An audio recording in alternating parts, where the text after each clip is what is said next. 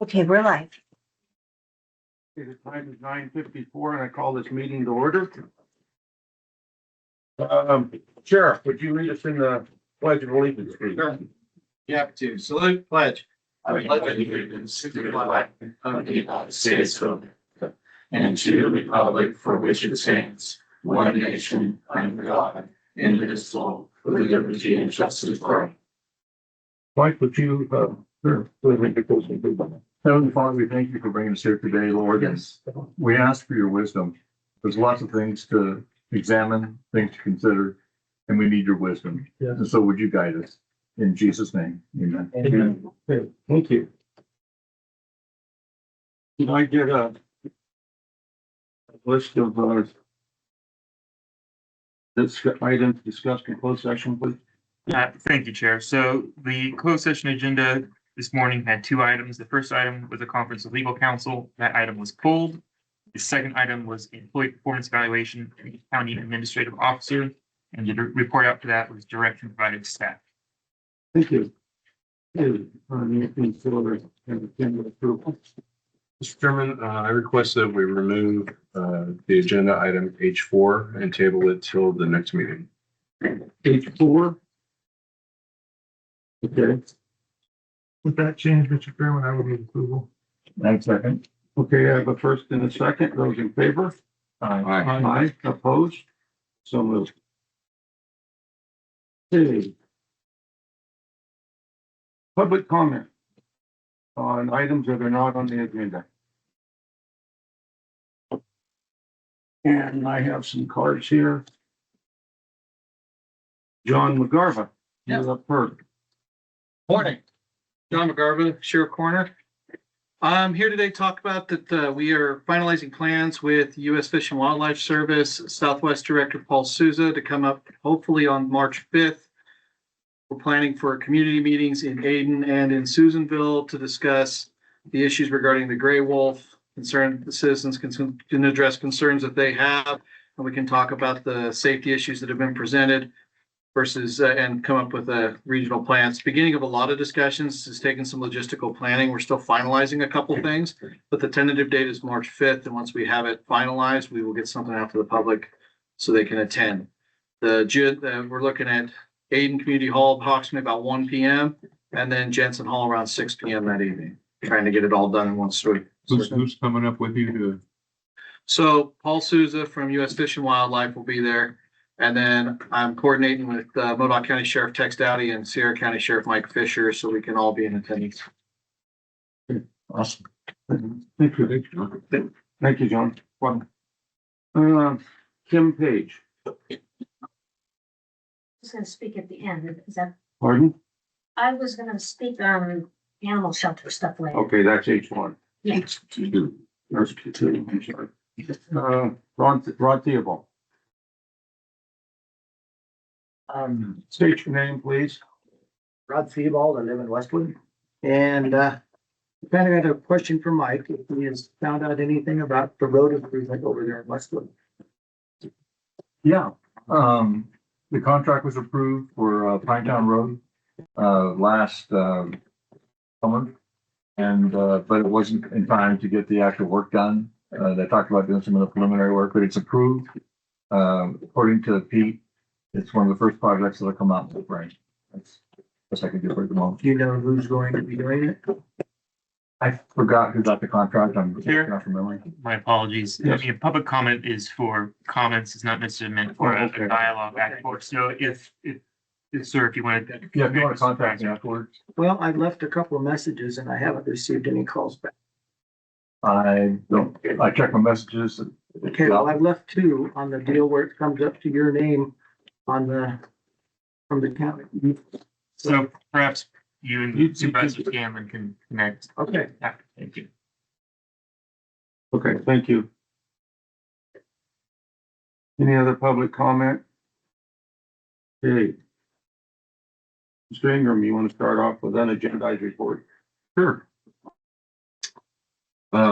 Last week I was contacted by James Gallagher's team, and he mailed me a bunch of literature, and attended LCRA Zoom meeting with him this last weekend. If anybody's interested in his stuff, let me know. I'm gonna be kind of the Lassen County liaison with his campaign as well.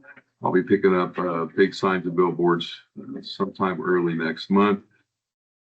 Attending the Milford Food Pantry this Thursday, and this Sunday is the beef weigh-ins for all of our Lassen County youth. Looking forward to it. Short and sweet. Thank you, Mr. Chairman. First off, I'd like to start off by thanking Mr. McGarver for working so diligently with Mr. Souza to get him up here. You know, I think it's going to be very important. That's on the 5th of March, like you said, coordinating that, getting that. Yesterday attended the DBAC meeting up in Big Valley for the groundwater situation through Sigma.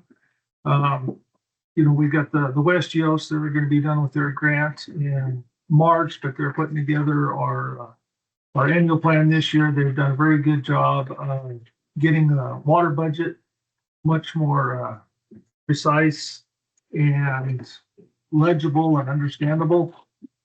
With that, there's further proof that there's no reason why we ever should have been put as a medium priority basin. Anyway, so they've done a good job there. They're also doing a draft, the 5-year update. So they're going to have that prepared before their contract's up, because this is just going to be extremely expensive for the counties. Warlock County doesn't have the money. Lassen County doesn't have the money. So that means it's going to have to go back on the producers, and it's just not a good situation. So hopefully, that they're going to, RCRC has put together an ad hoc committee to work on this. Hopefully we get an off ramp to get out of this, because it's just further proof that Big Valley certainly should not be in this under Sigma. So that was yesterday. On Friday, I had Megan Herkel. She called me. She's the new director for the Department of Fish and Predators, or Fish and Wildlife, as she likes to call it, which is fine. We'll give her a chance. She seems to be very accommodating and very understanding of the wolf issue. She was pleasant to talk to. She wasn't blowing a bunch of smoke like her predecessor did. So we shall see. She made a commitment to be up here to Lassen County in the next few months. So that's a good thing. So we'll look forward to seeing her improve that. I attended crab feed on Saturday from the Big Valley Endowment Foundation. And then also Tina Bartlett, she sent me a copy of the draft wolf liaison. We wanted to go that route, which looks like there's a lot of holes and flaws in it. So we're going to have to see on that. And then also today, I'd like to adjourn the meeting in memory of Cynthia Ratchine. I mean, I worked with her for a long time here at the county. To start off in transportation, she since moved on to a couple different jobs within the county, but she was always a very valuable employee and just a pleasure to be around. And I just want to wish condolences to her and her family, and it's a big loss to the county. So with that, that's it. Thank you. Mr. Neely. Yeah, I don't have a whole lot. I would, out of my discretionary fund, I would like to put $1,000 towards the junior fishing derby. And that's all I got. Thank you. Mr. Cameron. Sure. On February 17th, I attended the Honey Lake Valley Recreation Authority pool meeting. On the 21st, I attended Rick Schuster's memorial service. I was well attended. And then Sunday morning, I've got a ring device on my front porch doorbell, and I was notified of a wolf sighting at the Diamond Mountain Golf Course. And that's in my neighborhood. Getting close to home. Getting a little close to home. And again, I know it's an ongoing issue, but now I have to actually think about it when I let my grandkids fly in my backyard. That's all I've got. Okay. Let's see, on the 18th, I attended an agenda meeting. On the 18th, there was a food workshop that was canceled that will be rescheduled. On the 20th, I attended a JJCC meeting. On the 21st, I attended service for Rick Schuster. And like you said, it was very well attended and an emotional service. On the 23rd, I attended the first 5 for Lassen County. Then I went up to Big Valley for a VVAC meeting yesterday. And tomorrow I leave for Anderson, and I have a NORTEC meeting, executive meeting on Thursday. I'd like to close today's meeting in memory of Buck Bateson. He was a chiropractor here for many, many years and a good friend of many folks. And I'd also like to close the meeting in memory of Tom Swickert. He passed away. And a good man, a good rancher. And I have to piggyback on what you said. Cynthia was an incredible employee and she will be missed. What a wonderful lady. So with that concludes my report. And we'll go to E1. I'm sorry, C1. D1, D1. D1 is 10 o'clock Oh, okay. and Thank you. C1 is. at D1. 10 time. Hey, you ready for me? Yes. Good morning.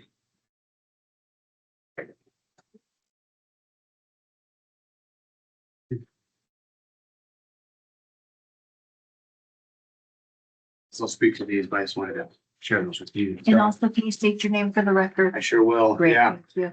Good morning, Chairman. Welcome to your new position and members of the board. I just want to say thank you for the opportunity to speak to you today. My name is Rick Hobson. I'm the Forest Supervisor for the Lassen National Forest. I've been here a couple times and I'm hoping I'm here a few more times as well over in the next several years. So I have a number of topics to speak to and I'll try to get through them briefly and definitely save some time for some questions. Some of these were topics, most of them were really requested me from Supervisor Neely, and thank you for that. So I'm gonna launch right into it. First of all, I just wanted to, this was not asked for by the supervisor, but I just wanted to take a minute to talk about the chief's priorities, so you're aware of what I'm being asked to do by the chief of the Forest Service and our regional forester, our acting regional forester, Jacqueline Buchanan. And these have been out and about, so hopefully you've seen this before, but just gonna run through these really quickly. The number one priority, and it's pretty much always our number one priority, is safety of our employees and the public that we serve. We have a number of programs behind that, and it's not just with wildfire, it's just really in everything that we do. I'm sure that's a similar value with the county. Protecting communities from wildfire and the natural resources that we manage from the wildfire situation that we're in. Not an easy task, and we have a lot of work to do there. Really big on the chief's priorities, and I had a trip in Washington, DC last month where we talked about this quite a bit, was actively managing a force for health and productivity. And just being very thoughtful and forward in our management of our force. And that has a range of activities that's included in that. There's more than this, but for my force, for the Lassen, I think primarily about force management, fuels management. Sometimes those two are the same, sometimes they're different. And then grazing as well. Grazing is included in our active force management. So fourth priority is unleashing American energy and our natural resources. Not as much of that on the Lassen, but there's some. Other places there's quite a bit more in our agency. Supporting disaster recovery, Dixie Fire, Park Fire, and others. Another very important one I've heard from many of you is the expanding access to outdoor recreation. I have a few topics I'm going to talk about on that today as well too. So that's a priority for the chief. Last two are a little bit more being done at higher levels. But the second to last is cutting bureaucratic red tape through deregulation and organizational efficiency. That could be another topic for another day if you like. There's a lot going on with that. And then strengthening partnerships that deliver results on the ground. And I'll talk about, at least briefly, an example of some of where we're working on that and hoping to do more. So, and you guys can just jump in if you have any questions as I move through these. I'm going to move on to the second topic I was asked to speak about. Just an update on the Fredonia Trail. I believe I've spoken to this topic before, and I think you're aware that there's a decision that was signed last August that I signed to construct new trail, about 24.5 miles of new trail in the Fredonia Pass area, connecting to the Biz Johnson, Gomez area. So the update on that is that we are supporting you and your county in an application to do the trail construction. We've been working closely together on a Sierra Nevada Conservancy grant. That grant is due, I don't have the date in front of me, but fairly soon. I was asked, and we'll be signing a letter of support for that project. And I've been having conversations with the Sierra Nevada Conservancy as well too on that topic. So moving along pretty well. No guarantee of funds yet, but we've had a couple coordination meetings with some of your staff. And I'm cautiously optimistic we'll get some funds and actually get some construction started this summer. Also on the recreation front and also increasing or at least improving access to the public recreation is a Gallatin boat ramp.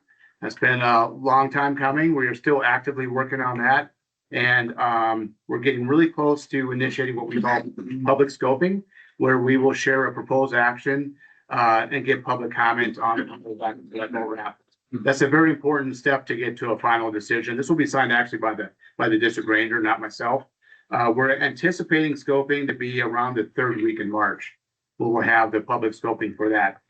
The proposed action and purpose and need have been refined, and you'll see this in the scoping letter, but the district ranger is looking towards further enhancing the existing Gallatin boat ramp and by dredging and extending the boat ramp deeper into the lake, as opposed to what's been talked about in the past, which would be to do a separate boat ramp at Pikes Point. So you're welcome to comment on that as a board, and the public can comment on that as well. But we are leaning towards at this point, and we'll propose enhancing the existing boat ramp. I would like to comment on that. Go ahead. Okay. Yes, sir. Yeah, so the Pikes Point, boat ramp, you guys are looking more towards fixing up the existing low water ramp instead of Correct. pursuing Right. that. Correct. Yep. So that's what the proposed action, and we'll ask for comment on that. That's not the decision necessarily, but I've spoken to the district ranger, Bobette Jones, about this several times, and a lot of different opinions out there. What's the best way to go? And it seems like we'll make somebody unhappy and hopefully somebody happy either way. But she is leaning towards, and she's not available to be here today. She's at a training this week, but was really leaning towards working with the existing boat ramp. I think it's called the Gallatin boat ramp, and extending it deeper into the lake. Yeah, it's a low water. Yeah. Boat ramp. Yeah. And how's that going to be advertised so people can comment on that? Well, we will make sure that we send it to you we usually do it via email. We post it on our website, on our Lassen National Reports website as well too. If you have suggestions on others that would need or would like to hear about that, receive it. I would get a hold of that gentleman sitting right to your right. Okay. Sounds good. Yeah. We'll get He's it out. really good about that. And I would appreciate the email too. You bet. You And, bet. all right, well, I think that's a better way to go myself, so. Great. Appreciate hearing that. And, we still need to get a decision, look for funding, and there's still more steps to happen, but it's a step in the direction to get that. So you don't have the funding right now? We do not. No. We don't have funding. We wouldn't have permits. We'd have to get permits in place for dredging. So there's more work. And I would welcome working with Lassen County if you're interested on this as well too. If there's a role similar to what we're doing with the Fredonia Trail, that might be an opportunity for us to work together. I think if nothing else, there's strength in government to government collaboration when we look at the funding partners, federal and county, working together as seamlessly as we can. So I would say we could follow up on that maybe after we get this decision. So great, thank you. Thank you. Okay, another recreation topic I was asked to speak about, and I don't have great information quite yet, but a couple of updates is where we're going to be at for our campgrounds for this year. As a reminder from last year, and I heard from several of you some concerns with having campground closures. There's some reasons for that I've already spoken to, having to do with budgets and not being able to hire our seasonal employees. We call them 1039s. It's a 6-month appointment. We didn't hire any outside of fire last year. So that made it difficult for us to manage and maintain the campgrounds that we normally have open to the public, and many were closed. This year, we were allowed, and matter of fact, one of the announcements I want to make is we're have a vacancy announcement open right now at this moment for seasonal employees. Agency-wide, we were able to hire the 1039 employees, mostly in recreation, some in forestry and other active forest management, as we call it. And we will have to see how many people we get to apply and that we get to hire. But one of the flyers I posted, so I gave the two flyers. One was for chief priorities, and then the other one was a link to where applicants can apply for these positions. So I also emailed the more direct links to the Lassen National Forest positions to you, Supervisor Neely, and to you, Mr. Anderson. Thank So you. you have that in your inbox, and please share it with anybody interested. It does close on March 3rd, which is next Tuesday. It's a very quick turnaround. But the good news is that we will be able to hire seasonal employees. And once we understand how many we get and where they're located, we'll have a better idea on how many campgrounds we'll be able to have open this year. So that second part that I was asked about still remains to be seen on the staffing.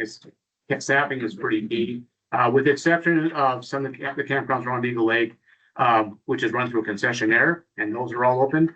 Most of our campgrounds are managed by Lassen National Forest employees, so we need to have employees to run those. So I don't have the answer on which campgrounds, but we're hoping we get a pretty good turnout with the applications and have people that are working on keeping those campgrounds open and managed. How many people are you looking to hire? We are looking, I don't have the number off the top of my head, but I'll have to get back to you on that. We'll find that out, but we were authorized between Hat Creek and Almanor districts to have about 40 employees. So it's a pretty good, big number. I don't think we'll get 40, but it's a pretty large number of employees. And they base that off of who we historically hired, how many positions we historically hired. So we had about, I think it's even north of 40 that we have advertised at GS 3s, 4s, and 5s. So they're entry level positions, and it's really a great chance to get into the Forest Service, learn about what we do. I would say some of my best jobs were as a seasonal employee back when I started getting out in the field, working outside all day. So I would really welcome your help in getting the announcements out and getting people to apply. If you don't fill those 40 positions on this go around, will you open it back up? We won't. This is a one-time opportunity. It's nationwide.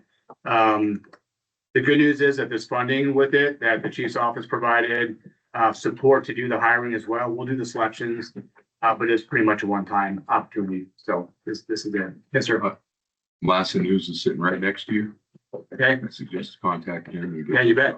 You bet. I would welcome that. So I'm trying to, yep, right there. Perfect. What are Rick, one other question on that while we're here, just Yes, sir. trying to help the point a little bit. What's the pay rate? Is this all minimum wage jobs or something? No, I should know that too. I don't know that off the top of my head, but it should be above minimum wage, at and slightly above, depending on your experience level. Okay. So the GS5 will definitely be above minimum wage. So I'll get the salary information out too, so that's pretty important. Thank you, sir. So you bet. I was going to shift gears and talk about our accomplishments. I'm going to try to hit it pretty briefly from last year, as well as what we're expecting to do this year. So I'm going to run through some numbers. I know some of you were very interested in that. Last year, we accomplished 41 million board feet, MMBF, of timber volume, and that's about over 4,700 acres. That was 9 awarded timber sales. And that included a project I've spoken to before, the SPI fuel break, where we're working. I talked about partnerships before. We are now partnering directly with timber industry companies, SPI being one, Collins Pine being another. And they are doing fuel break work right now. Actually, SPI is along Highway 44 in the Beauregard area. 1,100 acres of underburn, another 3,400 acres of pile burning, and then a few hundred acres of chipping and mastication. So it ends up being about 5,000 or 6,000 acres of fuels work. As a precursor, our target for this year is going to be 24,000 acres. So we're going to be pushed to get a lot more fuels acres completed. Collected a lot of pine cones. That's another very important part for seed, for reforestation. Not many people, I learned this a couple years ago. Having seed for planting trees is one of the limiting factors to be able to do reforestation. So, and then we maintain and reconstruct about 450 miles of road with the Forest Service local road crew as well too. So, good year. We were asked to do even more this next year. Like I said, about 24,000 acres. Fuels, is our target for fiscal year 26. Our target for timber is 52 million board feet, and that's gonna go up over the next couple of years. So we're expected to increase our outputs for timber volume. Our reforestation target this year is pretty small. It's only 140 acres. I expect that to go up over the next few years. That kind of ebbs and flows a little bit based on having the site prepped and having the seed available and things like that. The supervisor. 2 questions, 24,000, is your goal for 8 acres of treatment? Yeah. How many acres is under the Lassen National Forest? About 1.1 million acres. Course, that's gonna take a long time to treat the entire forest. Yeah, and we probably won't treat the entire forest. No, but I'm just You know, saying, I mean, We probably won't treat the entire forest, yeah. So there's wilderness areas and there's things like that too, but right, so Yeah. I mean, what, are you guys on target with like the national average for your acres treated a year, or are you below 1%? Seems like you'd be a little bit. I below. think we're a little low. I know this year, we got about 7,000 acres completed. And, I think it's about 8,000. We have to get up to 24,000 acres. So we have to triple to meet our target. Oh. Yeah, Okay, and then, you said you're gonna harvest 52 million board feet. that's our target, correct? What's your, average annual yield on the Lassen National Forest? I'll have to get back to you on that, but I do have that information, Supervisor. I do have some assessments from our forestry staff in the regional office. It, as you probably know, it's gonna be a small couple of drips in the bathtub compared to the annual growth yield. Right, Yep, and you were exactly correct. Yeah, there's much more growing out there than we're harvesting. Definitely no doubt about that. But I'd be happy to get you some numbers if that'd be helpful. it would just be in a percentage on what the Lassen is compared to the other comparable counties around, I mean. Okay. Yep, okay. I can do that. I want to give you guys kudos, at least you're not like the Plumas and just burning everything up, so there's not. Well, we have more than that than I would like to see as well too with the park fire and I have the a Dixie quick fire. question, So since you're talking Yes, sir. about cleanup. And it's becoming an incredible safety hazard all across the national forest. Yes, It's sir. all the dead trees that are starting to get rotten and drop, the tops are dropping out, that pretty well closes it for human, accessibility. Mhm. And it's absolutely incredible what it's adding to the next forest fire. What are we gonna do about that? I know funding is the issue. It's a But- challenge. Yeah, I know it's a challenge, but to ignore it is a bigger challenge. yeah. I agree. And I would welcome additional conversations if you have some ideas Okay, about things we can do differently. The chief is asking us to work more closely with partners. The chief is giving us efficiencies like in the planning side of things, the NEPA side of things, National Environmental Policy Act. The secretary is giving me authorities to expedite our planning efforts. But it's not enough. It's clearly not enough to address the issue. Ray Charles can see it's not enough. So, No, I think one thing that could be helpful, or would be helpful for me, is if there's areas that you prioritize or is important to the county that I can accept some of your input on, where you would like to see things treated, where you'd like to see, maybe safety made a priority and road access made a priority. That'd be very helpful. You were talking about the trails that you're putting in. How far back are those hazard trees gonna be removed from them trails? One tree length is not enough. Yeah. 2 is not enough. So we will manage hazard trees for the construction of the trail. We will mitigate hazard trees. Okay. On that Fredonia Trail project, there's actually 3 trails at 24.5 miles. There's 3 separate trails. Mhm. One of which was within, and forgive me, it's either the sheep or the hog fire. And we need to do mitigation work before we would allow any construction to be done there. That's my, But the other 2 trails are, my understanding, are pretty open and wouldn't take like a lot of work to build them. because I'm excited about those trails, I'll be Yeah. honest with you. Yeah, we are too. We are too. But I don't want to discount both the comments either about the growth rate relative to the harvesting that we do, or just the risk to the public. It's significant. It's significant.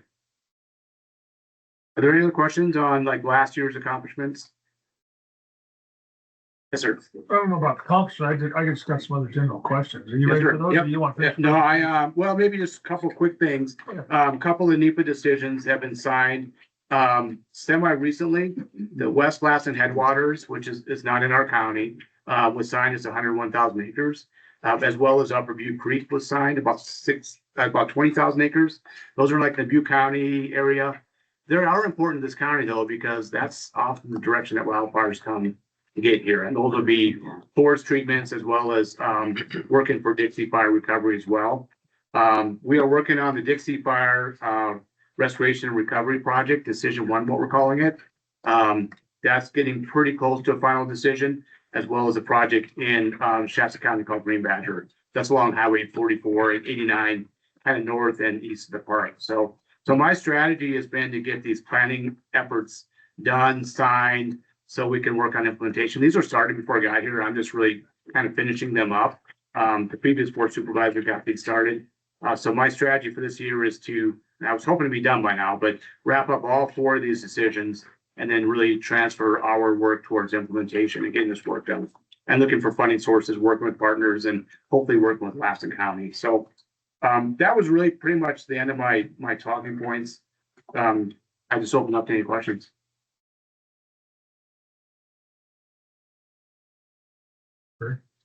Pardon? Yeah. Thank you. I was reading.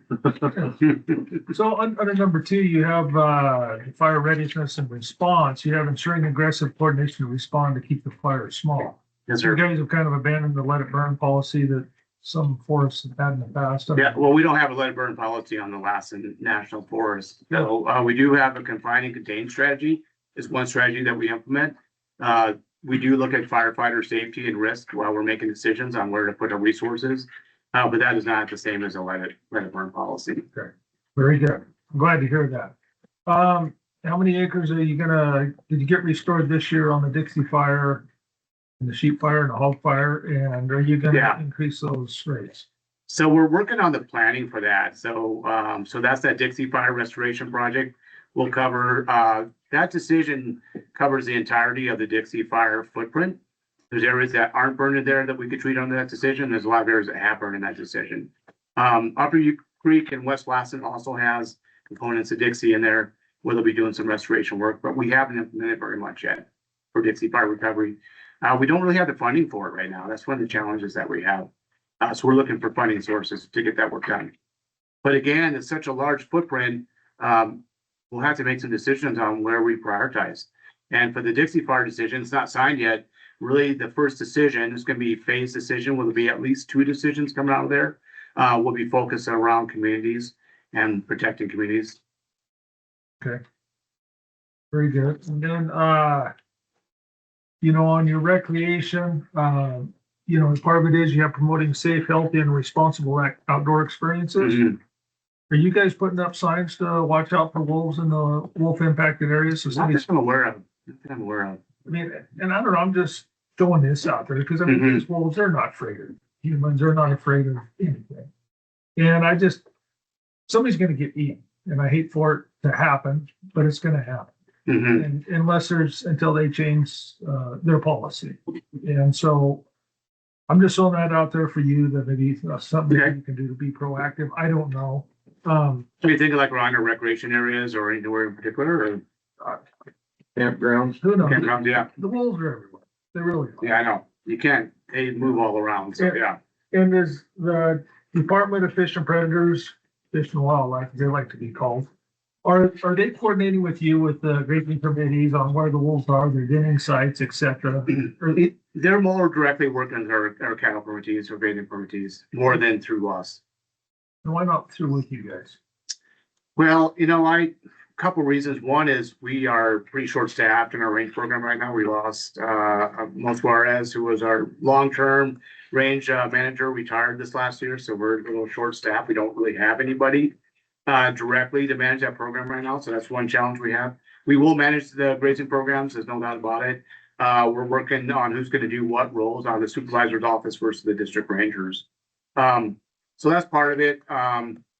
But what Yes, I'm sir. thinking is I don't see a reason why the department can't reach out to each forest and say, hey, there's a cluster point here, Mhm. and give it to the range con, and then the range con can look at it and determine where it is and who the committees are off that on the allotment, and then they can notify the committees.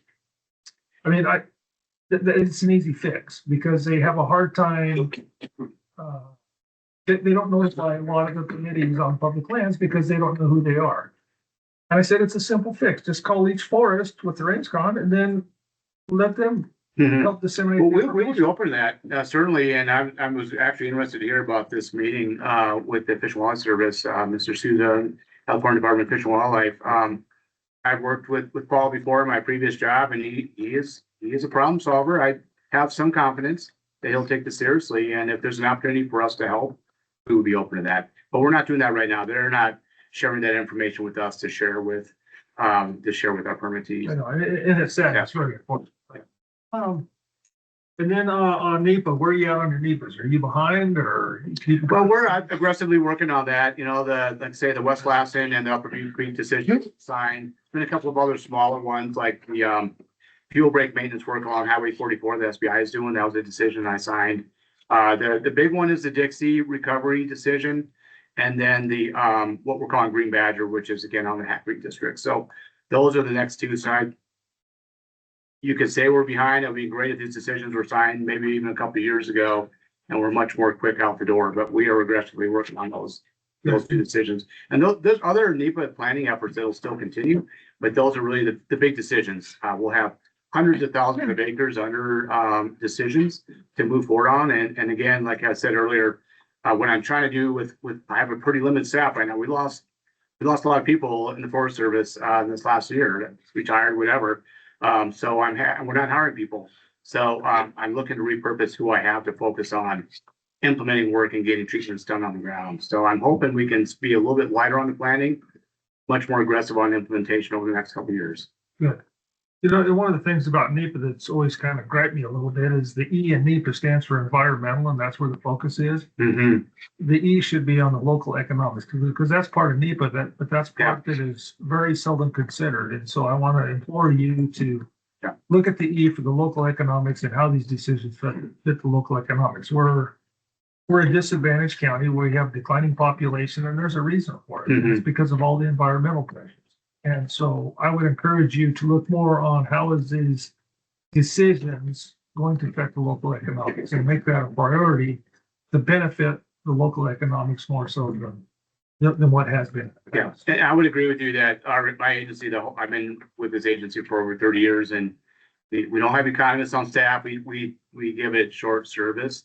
But I would also say that's an opportunity during public comment periods to, if you have ideas or thoughts, or even after the decisions on how we can work more closely with local entities and provide jobs, we'd be wide open to that. So one way we might be able to do this, say, for example, we are working with the Lassen Fire Safe Council. They're doing a lot of great work. And so we partner oftentimes with implementation entities. It could be Pacific Industries, could be the Lassen Fire Safe Council, could be the Resource Conservation District. So those have ties to the county, those latter two. And those are just areas we should maybe have future conversations about how to funnel that. So I agree. Yeah. And then the last point I'd like to make is, as far as firefighting goes, it's become an industry and a business within itself. And the bigger the fire is, the longer it goes on, the more hazard pay the firefighters get, and that's what makes them happy. I don't know how you break that cycle, because it's such a money game for so many businesses and so many people, and they want to do it. The one thing that thought I've had is, and you're the guy to bring it forward more so than me, is you have firefighters and you have them for the season. If they get called out for an incident fire somewhere else, that's fine. They can get their hazard pay. If they don't have an incident fire in Lassen County, that's going to prompt them to get at it and put them out under the Lassen National Forest. If you guys don't have an incident fire, they get a bonus. If they have an incident fire, they don't get the bonus, but have that incentive there to keep the fires out so we don't have the big incident fires on the Lassen Forest. And what that amount would be, I have no idea. But that's, if you do that forest wide, everybody's going to get a bonus except for the guys that are lazy and don't get out and get the fire put out. Yeah, I'd be happy to share that. It's a little bit above my pay grade who make those sort of decisions, but I'd be happy to share that. The regional forester, yeah. You're gonna have a lot of blowback because there's a lot of people that make a whole lot of money on these big fires. In my experience, our firefighters, and on the Forest Service side are really aggressive and really do not want these big fires. You know, especially in the backyard, but really anywhere. It's a very difficult situation out there. When we talk about the right incentive to reduce the large landscape wildfires, those incident fires, you're talking about Supervisor Oblock, we talk about fuels management and try to put the landscape. Matter of fact, I was at a meeting where Cal Fire Chief Joe Tyler was speaking about this, and his quote was he wants to change Cal Fire to be more from a suppression organization to a prevention organization. And I interpret that as meaning that the fires that we get are fires that we can manage because the fuels are in a situation that it's not what was mentioned about the like the Dixie fire where there's all this stuff coming down. So we have a long ways to go, but that's where I think we need to focus our energy is to get the fuels through timber sales, through fuels management, and through prescribed fire into a situation where we don't have the big risk to our communities and to the natural resources. But I will bring that incentive. I'll run that up the chain and share your idea. If you have anything more specific in writing you want to give me, I can forward it on, but I can share that with the, yep. I'll share that to regional forester and our regional fire chief. And I like how you guys are really working with outside agencies within, your area, like you said, the Fire Safe Council, the RCBs. I mean, because they can help you out with a lot of staffing. They can do a bunch of this stuff. As long as you have your people in the house to sign off on it, you're good. And you're signing your stewardship agreements, you know, the Golden State Natural Resources and other people. I mean, you have all these entities to help you. And I'm glad to see that you guys are willing to accept their help and to get some of this stuff done, because we have to have it. That is a breath of fresh air. It really is. Glad to hear that. That's the only way we would get our work done, to be quite honest, nowadays, at any scale, is work with these partners. And then maybe for another presentation, CAL FIRE is another entity that we're going to be working more closely with. So, you know, with Chief Kern and Unit Chief here and his staff. So more to follow on that. So. And what is the regional office going to be? Maybe said that yet? Not that it's not been shared with me. Yep. Still up in the air. Still up in the air. Yeah. Yeah. Fair enough. Okay, Mr. David. All right. Hey, Rick, I appreciate you coming in and, you know, telling us your updates and working with us. You know, I do appreciate you helping get that Fredonia Trail up and running since you've been here and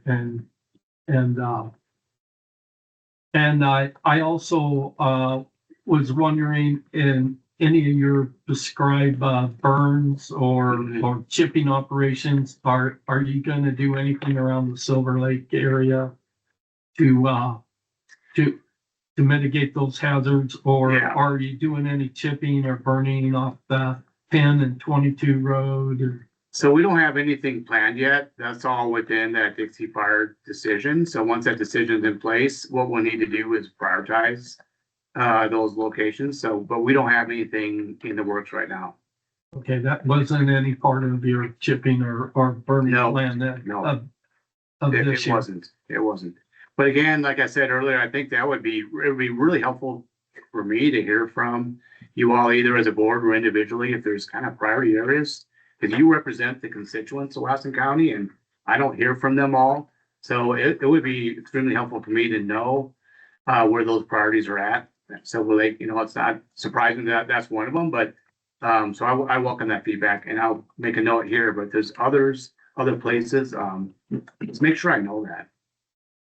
All right. Yeah. Well, maybe we can all get a letter and send off to Rick of places that we've heard from our constituents, because Silver Lake I have heard a lot back there. Any other questions for Rick? I want to thank you for coming in. Yes, thank you, Rick. That My was, pleasure. Very, very much appreciated. Yep.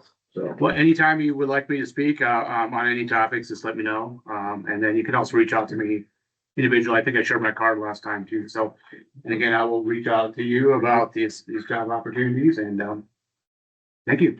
Hey, one other thing Yes, is, sir. your boss back in Washington DC.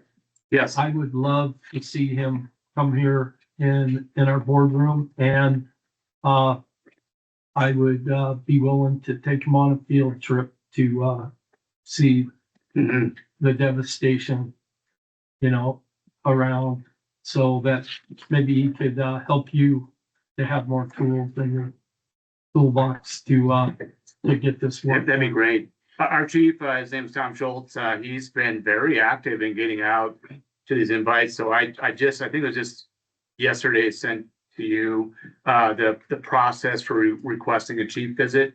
It's pretty informal, going right to his staff in the Washington office. You could write a formal letter. You could not write a formal letter. There's a form they like to have filled out, but I would think if he was requested, it would probably be a pretty good chance he would show up because he's been getting out. He's new to the force. He's not a career employee. So he's working very hard to understand not only the resources we manage, but the people that we serve as well too. So if there's any questions, let me Where's he know. from? Where's he? He's worked in Montana and Idaho primarily, both for the timber industry and for the state agencies. So he's really been like this Cal Fargo Neighbor Authority agreement that was signed is really pushing the Forest Service to work more closely with state partners. They call it, the term is shared stewardship. So we're really trying to lean into that. And I see like the RCDs and the Lassen Park Council as entities tied to the county as shared stewardship as well. So we are working together to manage the land. So, yep, Yeah, that's what we can do. Yeah. Yeah, good idea. Bob. that's great. Thank you. Thank you very much. Thanks, Rick. D2. No, C1. Let's go back to C1. Yeah. Okay. C1 then. Hello, Galen Norwood, Planning and Building Services Department. Good morning, board. So this is a public hearing in accordance with Government Code Section 65856 to consider a proposed ordinance amending Section 18.10.020 and repealing Section 18.10.030 and repealing Appendix A, Lassen County Zoning Index Map System of the Lassen County Code to replace the zoning index maps with the zoning data set from the County Geographical Information System. The action requested is to receive the report from staff and recommendation of approval from the Planning Commission, conduct a public hearing, and introduce and adopt by title only the proposed ordinance. So this is a pretty simple ordinance. It's just replacing the mapping system. We had these big books. They're called zoning index map books. They're about this big. There's 123 pages, and that's where zoning ordinances are mapped at. And we haven't had a drafter in 25 years. So keeping them updated has been a challenge. And they're not accessible to the public as well, which is a big thing. So if someone wants zoning information, they have to call the department or email the department and get zoning information. This is going to be public facing, where the public has access to a geographical information system where they can get zoning information and other information on their computer. And so it'll be easily accessible. So except for Like from home, you can do it from home. you can do it from home. You can do it from your phone. You can do it from wherever you have internet access. Eventually. Eventually, right now, if you adopt this ordinance. Will that save a lot of time for everyone? Yes, it will. Okay. It will save a lot of phone calls and emails and stuff. Wanted to introduce you to Steve Harvey. He's started last week. He's our geographic information system manager. We've been trying for quite a few years to fill this position and have been unable to. He accepted the position and started last week. And he has a demo he can do of the portal and show you kind of what the portal looks like if you're interested in seeing that. Absolutely. Yes. Please. Okay, Welcome aboard. thanks. What's your background? How'd you get here? Big pardon? What's your background? How'd you get here? I came from Umatilla County, Oregon. I was a cartographer and GIS administrator for the Assessment and Taxation Division.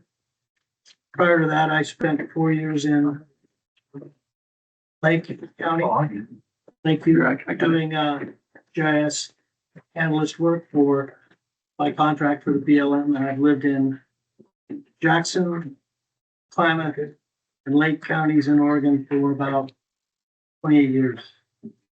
Very nice. So this is pretty close to home territory. Good. Thank you for coming. I appreciate it. Welcome aboard. So this is a web app. A lot of counties have these. It will probably be posted to the county website. Here we have the parcels and the zoning layer.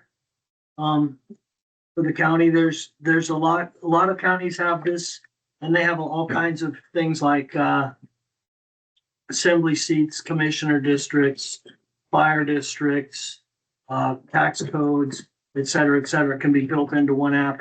This is primarily set up for the zoning, to fulfill the requirements Galen was talking about. There's a couple ways this works. As you zoom in, you can add, these are the layers here. As you zoom in, they show up. We have a snow load app already for the county. There's a high fire hazards from CAL FIRE, but we're looking mostly at this zoning and parcels layer. These are the map layers. This is a legend of what's all on. So these colors correspond to what's in here. The zoning layer like this, where I'm hovering is TPZ zoning, timber production zone district. UC2 upland conservation resource. So, and it'll take a minute to load as you zoom in and out. But there's an address bar and a search bar for the assessor's parcel number. So if you type in or select assessor's parcel number,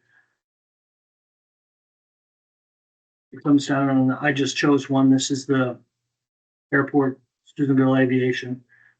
This is the highlighted parcel. If you click on the parcel, you get the parcel information.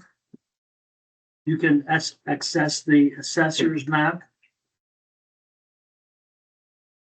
And by using this little arrow, you can access the zoning map. So you can see that this is zoned.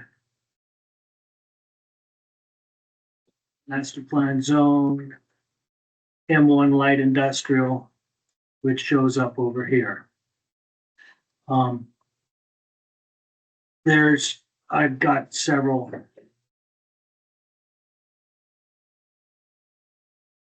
So you can, and I happen to look up the address.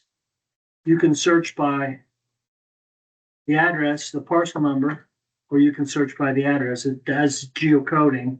So you can type any address in the county and it will take you to the parcel. You can also just, if you're familiar with the land, the territory, what's there, you can just zoom into a parcel and click on it and get that information. Like I said, this is set up so that you can do both the parcel information and the zoning information. This is kind of the advent of where GIS is being used in local governments. One stop gets a lot of information. In Umatilla County, our parcel information was linked with the assessor's information, so you could actually look up the property owner and get assessor's information and have a link to the assessment summaries for that. You can see there's a code of ordinances that calls up the Lassen County Code of Ordinances for the information on the actual zoning layers. As we build these kinds of things out, there could be links to the surveyor's office, any number of different things across the top. So, excited to come in and see if we can get some of this kind of technology running up and working, get more accessibility for both in-house and also the public and stakeholders here in the county. Get them needed information and help build out the county's GIS and information. Thank you. There's a lot there. Yeah, so this is a big step forward for the county. This is something that most counties have that now, if you adopt this, we'll have access to. Yeah. I just have a few comments. First of all, welcome aboard, Mr. Harvey. Thanks. I really appreciate all the work that you're doing, and Galen, I really appreciate it as well. This is gonna save a lot of staff time and bring the public up aware of what's going on. They could just put an APN number, they could figure out what by right, what they need a special use permit for, anything they'd like to know. This is just a really good step in the right direction. Thank you.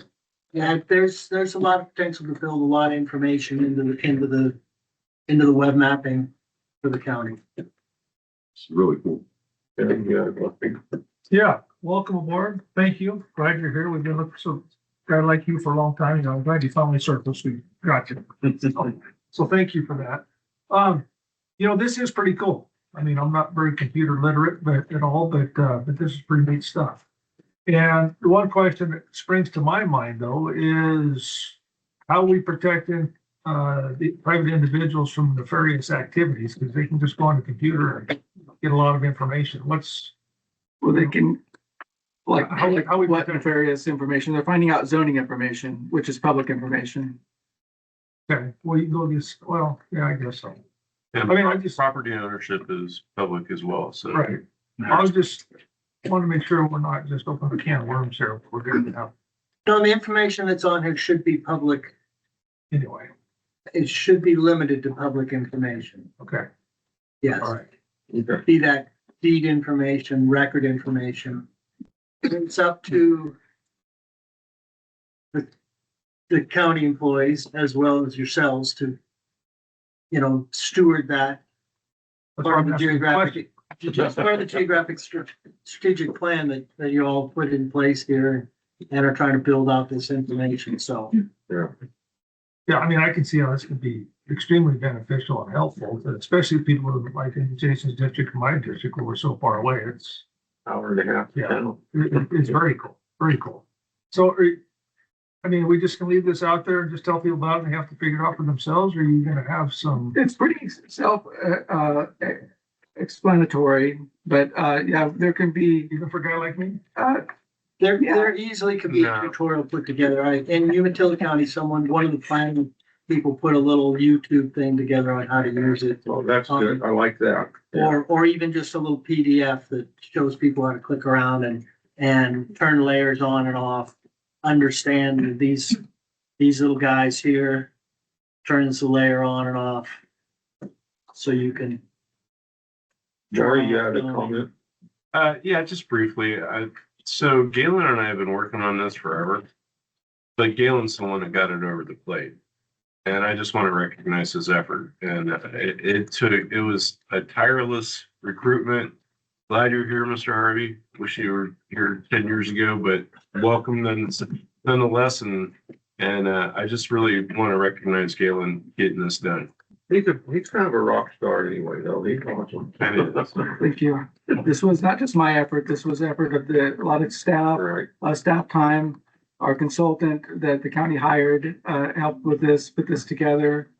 And It sounds like you were a lot of the leadership during the whole process, so. Just that's taking important. you. That's well, thank you, I appreciate it. So, yeah, so thanks a lot, Galen. I do appreciate your guys' hard work on this. Because, I've been asking and pushing, to make sure that our money was spent well. And it appears to be, spent well.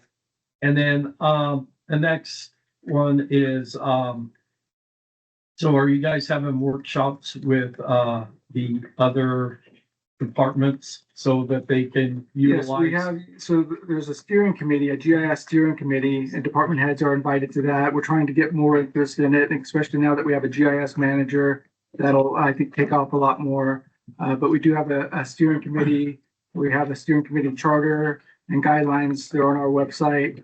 And department heads or their representatives are invited to attend that and encouraged to attend.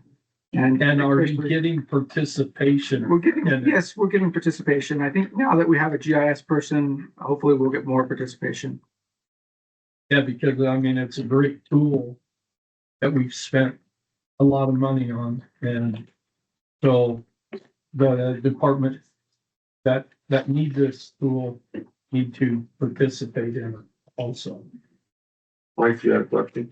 Yeah, assuming the board approves this today, how quickly are you operational?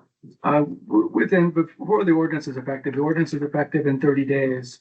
So before, we'll have it up and running by that time. Yeah, this is just a demo program now. This is just a demo. It's not accessible online yet. Okay. Thank you. What do you do with the other old maps? The scrolls are sacred. Okay. Smithsonian. Like that, the scrolls.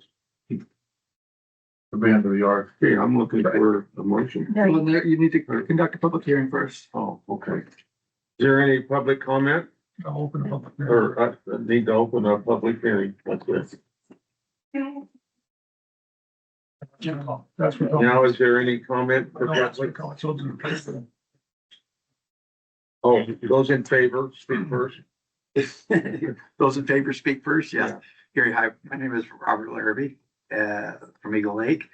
And I think this was way overdue, instituting this program. This is something that I'm extremely familiar with throughout California, and most of the 58 counties in California utilize this system. So I highly encourage that you guys pass the ordinance and institute this. I don't know if Sheriff McGarver has any input, but this is also utilized for emergency services. So I don't, if you have All in any, favor of the program, that's it. yeah, You gotta talk to us. yeah. So basically, using it for emergency services, that you can find out where, deputies are, all your resources for firefighting and all of that, and that they can be coordinated in a central location. And so I'm all in favor of you guys passing this. Thank you. Thank you. Is there anyone else in favor that'd like to comment? Anyone opposed that would like to comment? I'll close the public hearing then and bring it back up here.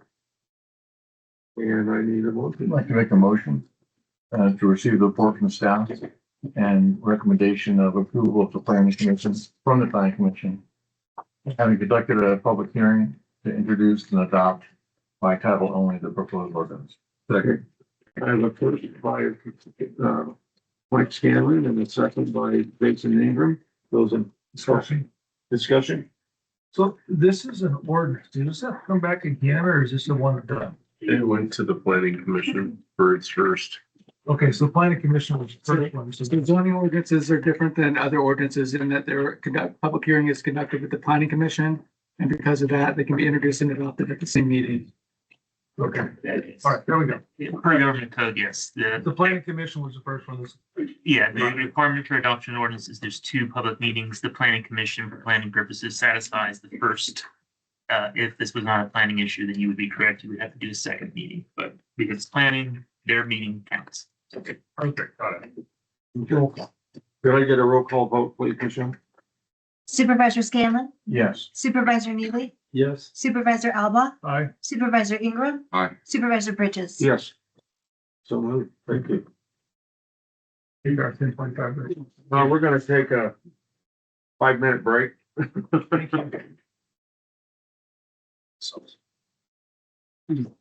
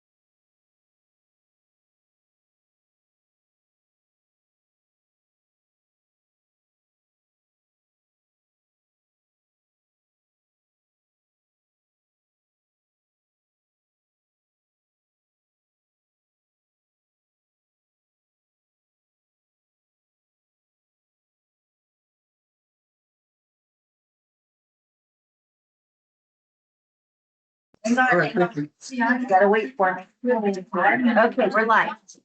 Okay, we're back in session. And we will go to D2, letter of support for Fredonia View Trail. Good morning, Board Chairman, board members. Good morning, Pete. And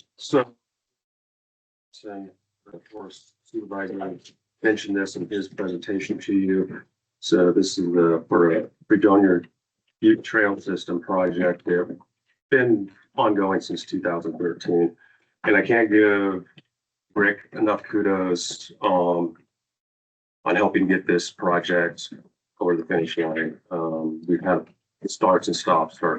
It's been a really frustrating process. And so there's been some other folks at Forest Service over the years that have been very helpful, but he's the right guy in the right position to move us forward with this. So again, can't say enough about the work he's done on this.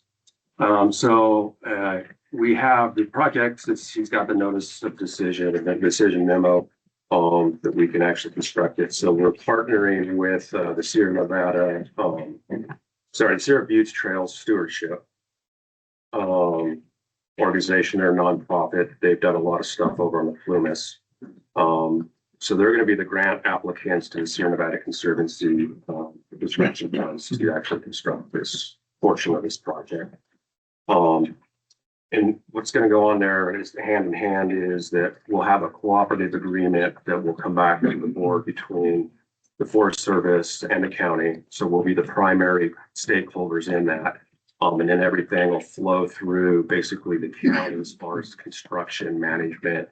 We'll be partnering with the Sierra Trail Stewardship if we're successful if they're successful in the grant application. So it's a good partnership ongoing with that. So we've been getting letters of support to see the different organizations. I think we've got the majority of them already for this to go to the Sierra Nevada Conservancy for this application. Rick's going to be trying to get his in by Friday. The application, I believe, has to be submitted by this coming Monday. So this is support letter kind of outlines some of our general plan stuff, why the county supports doing a project like this. And it's going to be a little competitive program. We've heard that there might be 2 other applicants in it, but I think we have when Sierra Nevada or the Trail Stewardship puts their application together, they have experience in doing these applications. They've done them before.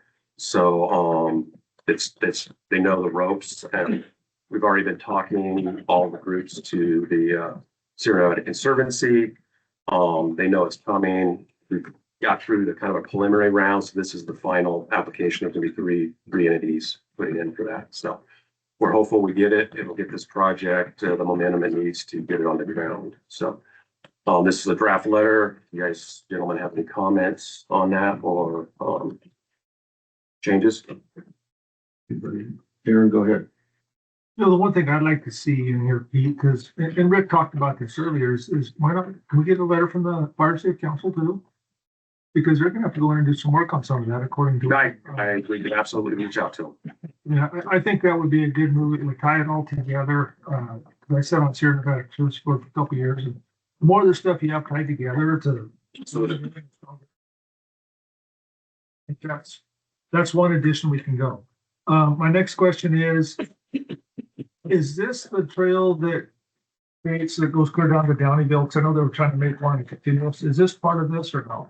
No, it's I'm trying to remember what that plan was. Like it's connected to something. Yeah, I forget. It could be part of it, but it's not necessarily. We're not selling it as part of that plan. It's its own standalone trail system. Okay. But there's nothing that says. But it does connect to the biz. There's nothing that says that eventually you couldn't connect all those systems. I just didn't know if it was part of that or not. Lori, you had a comment? I just, want to, recognize Pete, for bird dogging this for all this time. Never letting me go to sleep as well. Matt McLean has worked very hard. And, you know, he can give credit to Rick Hobson, which is due because he's been phenomenal to work with. But I just want to point out that staff has been tireless on this and really, without their effort and their sustained effort, it wouldn't be happening. So I just want to recognize Pete.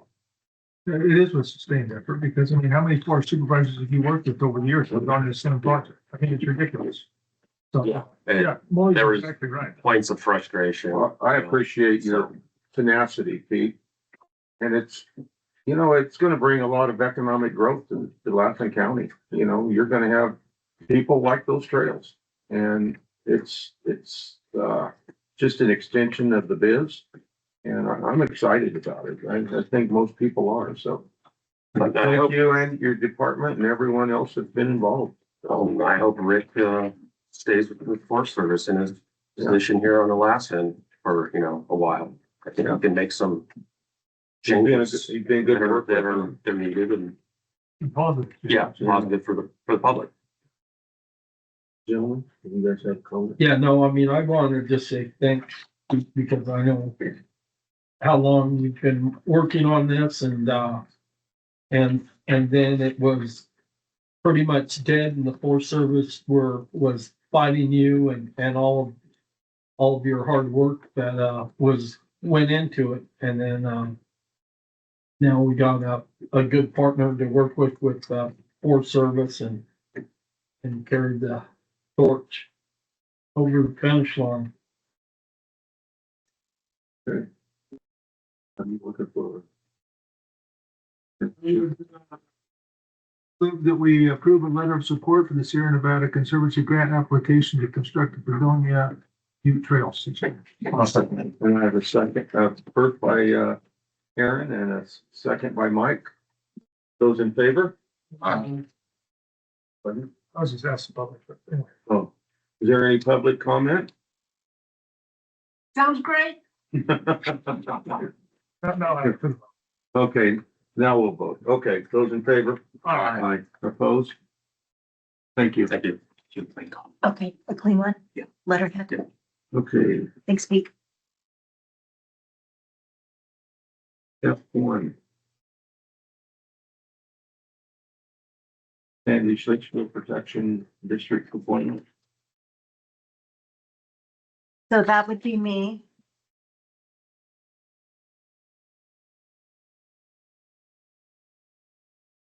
Good morning. Michelle Duraga, Deputy Clerk of the Board. This is just a regular appointment to the board. They've had vacancy for a while and they finally received a application. So, the application was, or they received the application, they sent it to me and advertised how they're supposed to. So this is just a standard appointment to that board. this only goes till December this year? Yes, it's a short term, but this board is elected on. So signups will start up for all the special districts in August. Okay. Okay, Okay, Well, I make a motion to consider or to appoint Matt Hurley. I have a first I'll second it. and I have a second. Under discussion, I was wondering if the applicant's here. no, the applicant's not present. I informed them that they did not need to be present to be appointed. They could more than welcome to attend. There's no public comment. No. Is there anyone from the public that'd like to comment? Under this, Since there is none, I'll bring it back up here. under discussion, Michelle's right. They've been looking, there's been a vacancy for Mhm. years. and Yeah, it's been a long time, couple of years, actually. Whether it's a school board, a fire board, or Well, I know this board in particular, it's been couple of years. it's so hard to get volunteers. This is a godsend, so. That, listening, thank you, sir. Okay, we'll bring it back up here for an action. You already had a motion. We got a motion in a second. Okay, those in favor? Aye. Aye. Opposed? I'll move. Thank you, Thank Michelle. Okay, we'll go to G. Wish to pull G3. G3. Anyone else? With nothing else, I'll make the motion to approve the rest of the consent calendar. Okay, I have a motion. Do I have a second? One second. Okay, I have a second by Scanlon. Those in favor? Aye. Opposed? So moved. Okay, Aaron, you're up. This is for the employer contribution back to whatever the heck it is. Yeah. Whatever she is. So Regina, how often do we have to do this? And what's this? So every time we update our MOUs, CalPERS requires an update also for the contributions. If we're changing the contributions for medical, then they require a resolution indicating what those changes are. And so this updates all of the units and their medical contributions. So we're good until we change the MOU. I thought I talked to this one, but I didn't know for sure, so. Yes. Okay. How much did this go up? So these are the agreed amounts. I think they were $50. So now all the units are the same. That answers my question. Okay. Is there any other questions? Any comment from the public? Being there, raise hand. Bring it back up to you. I would move to adopt the resolution and also authorize the chairman to. Okay, I have a first by Snowball. One second. And a second by Scanlon. Those in favor? Aye. Aye. Opposed? So moved. Okay, H Department, Sheriff's Department. Morning, Mr. Chairman, fellow board members, Mike Carney, Captain with the Sheriff's Office. I'm here this morning on behalf of the Sheriff's Office to request board approval for the purchase of Lenco Bearcat tactical rescue vehicle. I know the board is well aware of our military equipment policy where we acquired a MRAP vehicle, which is a mine-resistant ambush protected vehicle. We have public meetings every year, and I know a lot of you guys come out and took a look at the vehicle. Mr. Scanlon was there. I know Mr. Neely was there the year before. Anyways, we use that vehicle on 100% of our tactical operations, our high-risk operations, whether it be search warrants, marijuana grows, so on and so forth. We were excited to get it originally because we, over the years, in the 26 years I've been with the Sheriff's Office, we started off basically building our own rescue vehicles out in the motor pool. and when you're long time ago, we got a Brinks armored vehicle, so to speak, miles on it. We drove that thing to the ground before we donated it to another county when we got our MRAP. And so we got this MRAP, and we originally were really excited about it, but we've learned over the years it's become pretty cumbersome. And I tried to be as transparent as possible on the operational comparison in my letter to the board between the Bearcat and the MRAP. And fact of the matter is, the government owns our MRAP. They could call tomorrow and it could be gone. And so, and some of the other considerations that we're running into is repairs on it. It's next to impossible to get parts for this thing. And I mean, it's a military vehicle, and it's actually designed for military use. I mean, we're not driving over a lot of mines in Lassen County. So it provides great ballistic protection when we need it. But some of the problems we run into are the fact that the tires are 6 feet tall. So we use it as a mobile shield a lot of times when we're doing hostage rescues and stuff like that. And when the tires are 6 feet tall, that's 5 feet of ground clearance that somebody could shoot right underneath the vehicle and hit one of our guys. So there's that. And then there's deployment considerations, highway speeds. We did marijuana grows last year up in North County in the fall, and we have to brief really early in the morning, and then we'll send the driver of the MRAP out because it's going to take an extra hour and a half for them to get there before the rest of the team gets there. And we can't have the team in the back because of exhaust fumes.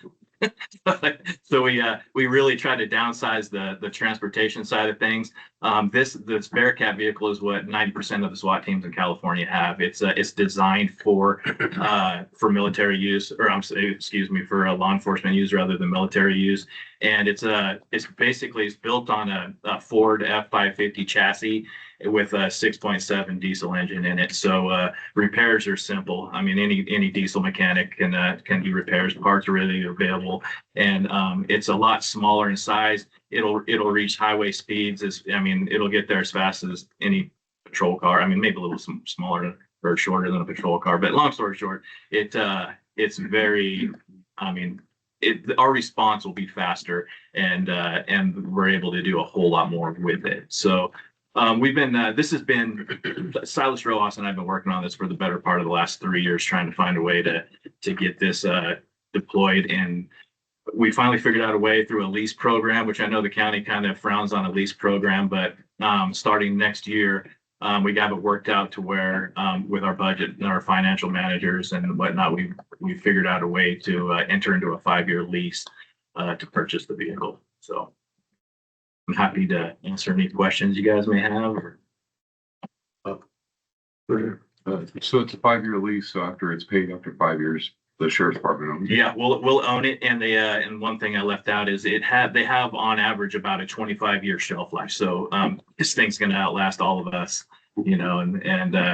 so well, maybe. Yeah. So anyways, yeah, but they're designed to last a really long time. And so if you guys do purchase this, you guys probably want to know what we do with the MRAP, or we'd immediately give it back to the military as soon as they could come get it. So well, I just want to explain to the public how much faster the response time would be. I mean, when you guys have to deploy the MRAP, you got loaded on a trailer if it's not already there. You got to trailer it down. I mean, Doyle Fire, we blocked certain roads for you guys to conduct mission and everything else. And not to mention, it takes a Class A driver's license to operate it. And in a hostage situation, timings of the essence. Yeah. Minutes, seconds, all that counts. So yeah. I imagine your response time would be a lot faster. And you'd be able to drive that from the sheriff's office? Oh, yeah, absolutely. Yeah. And we wouldn't trailer it. We just, you could I was doing a little research on it, over the years, and you could hit 80 to 90 miles an hour in that thing. So safely. And this is safely in the budget to be able to do it. Yeah. That's why we're here. Yeah. We've been trying for the last 3 years and we just couldn't quite get there, but we've been doing a lot of legwork. Gina Mino has been over at our office with Ramey, our financial manager, crunching the numbers and putting things together. And that's why we're finally here we think it's possible. So. Well, you got it. And how many people can you fit in there? So that's a great question. With our MRAP, we were only able to put about 6 people in there, and this one is 10 to 12. So we could essentially get our entire SWAT team in this thing, and yeah, it's very huge. Yeah, exactly. And for another little quick example, I want you guys to be aware of, like when we were up in your county or in your neck of the woods in the fall doing the marijuana eradication. And every time we hit the staging area before we actually go in to execute the operation, we do quick little walkthroughs, quick deployments, just to make sure everything's on point. And then the MRAP, the doors are so heavy. They're like the rear door, for example, is close to 400 pounds, and it's got an air assist to open it. You hit a button and well, when we were doing our walkthrough before we hit the grow site, the air assist in that thing went out. And so it takes 2 guys giving it everything they could have to open it, and not to mention a 6-foot jump to hit the ground. And so luckily we caught that, and we were able to figure out a way to bypass it, and just make it a little bit more easy to get it out. But still 2 guys had to push 400 pounds for our guys to jump out of the back. So you got two guys doing that and 4 guys jumping out, and the rest of the team just kind of waiting. It was a little sketch. So we're glad to kind of figure those things out. But that's just another little. I did see you guys when you were coming back after that. I was going that way. You guys from this way. It's a rather impressive operation coming down the road. Yeah. You automatically just slow down. It looks very cool. So how are you calling this a lease if you're going to own it in 5 years? I mean, would this be like a financing thing? Yes, it's basically for the financing purposes. Like Maury said, a lease to own. What interest rate they charge? 5.3, I believe. It's not terrible. It's not horrible. Yeah, I've seen worse. Mike, you got a question? Yeah, forward drive. Oh Yeah, definitely four-wheel drive, run flat tires. The G3 package that we talked about Right. over the emails, that is all included in that. And, you can operate that on a regular class or class. Class C, yeah, Sweet. yeah. So how are we going to finance it? Through our budget, what? Yeah, so it's a program set up through Lenco itself, and it's a 5-year lease. And I believe I have the numbers, but it's roughly $111,000 a year. There's other options in place certainly we'd be saving a lot of money on interest if we could come up with the full amount rather than go the lease amount, but it's a big ask, so it's just not in the cards to do it that way. So, but John, did you budget for this in our budget process, or how are we coming up with the money? Yes, we're already planning for it the next budget cycle to include the money as part of our ask. We've taken money from other places and they reduced some asks that maybe some things we don't need versus what we do. It became very apparent, as Captain Carney said during the marijuana operations, that the MRAP's just not a practical vehicle, and it's for safety reasons, this became a must do. So we're reducing some things in other areas, and and we actually had some money we've been kind of setting aside for this type of stuff. So, project money and things that maybe we decided that maybe could step behind this. So you're going to figure this into your budget next year? Yeah, the first payment's not due till April of 27. April of 27. Yeah, so it's not this budget cycle, it's gonna be the next budget cycle. Right. So what do we need to say that we're gonna get an order or, it's a 12 to 18 month build. And so, if you guys approve this today, we'd get that ball rolling, and then, like the sheriff said, the first payment's not due till April of 27. So do we got to put anything down right now? No. We could certainly, if we had money to put down now, we could, but, we entertained that idea, but we just felt that it was cleaner to start in a fresh budget year, fresh cycle, rather than rob Peter to pay Paul on a bunch of different budget lines. Mm-hmm. And to get a down payment for this year, we just decided to look at the future and budget it that way. And the way it's cleaner going into each year. We just know that's something we're budgeting for every year. We sat down and had a lot of discussions about each scenario that would best fit how we could get this done, from paying it forward outright, to doing what we're doing today. And this is the best option. I gotta credit Captain Carney and Silas for their ability to get this done, and the financial managers that got this taken care of, because it took some work to find the money to do this. Even, so in the planning in the next budget cycle, we worked a lot with the county administrator's office too. Sam McMullen was a big help to us in getting the money squared away. Spent a lot of time coordinating this with just about even the auditor's office, everybody, making sure the money is where it needed to be. So we're in a good spot to do this. I just want to thank you and Silas for all the work you've done, and Sam and everyone else. There's nothing more important than safety for our men in blue. And I appreciate your work. If we'd had a vehicle like this, we lost an officer years ago up 139. I don't know if it would have saved Larry's life. It probably wouldn't have under the circumstances, but there was a lot of people there in danger, but that would have really secured that a lot faster and everything. So I appreciate that. I got to make a quick comment. I got a nasty letter from a constituent saying they were against this. They said it's a vehicle of war. We've already got one vehicle of war, and we're not at war. People, I want to compliment everyone in the audience, because now you understand what we go through to protect our officers and do a good job for the safety of Lassen County. So thank you, guys. Appreciate that. Thank you. One other question. Go ahead. So when you order this, when would you take delivery on this? Again, so as soon as we'd get a purchase order, we'd send that in, and they'd immediately start to build. And they said it could be anywhere between 12 to 18 months. So it's 18 months, or just first payment still gonna be due in April? Yeah. Yeah. Sight unseen. What's that? You have to pay it. It's sight black. unseen? Yeah. You kick the tires and it's gonna hurt your foot. And then the military will just take the MRAP back. Yeah. So we'll keep that operational until we get this, and then we would send the NRAP back. And the funny thing is, in accordance with our military equipment policy, that the presentation that we have to do annually, if we did, the MRAP is the last standing actual piece of military equipment the sheriff's office has. If we send that back, we won't have any, but we still get to bless you guys and do the whole presentation because a lot of other equipment is considered military equipment under our government. So. And so then the final question is, as far as parts go, can't you just go, I mean, because that's the storage place. Can't you go out there and rob Peter to pay Paul and get your, Like just drive out to Hurlong and grab a wheel? Is that what we're talking for the MRAP? because they part out a lot of that stuff out there. Yeah, it's the federal government though. That's the problem. We have to have an administrator on that 1033 program to even get parts for it. And we don't even have one of those right now. And that's if we can get the parts and so you can claim them. I administered that program for a while. It's not quite that simple. You have to requisition it and then you might get it, you might not.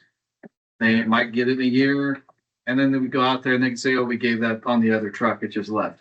So there's no guarantee there. And in the meantime, your unit's down. Yeah.